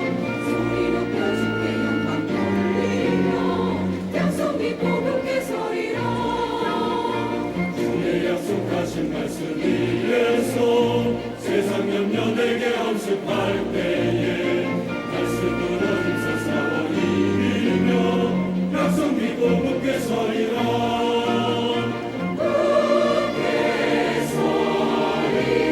영원하신 말씀 위에 굳게 서리 굳게 서리 그 말씀 위에 굳게 서리라. 주의 약속하신 말씀 위에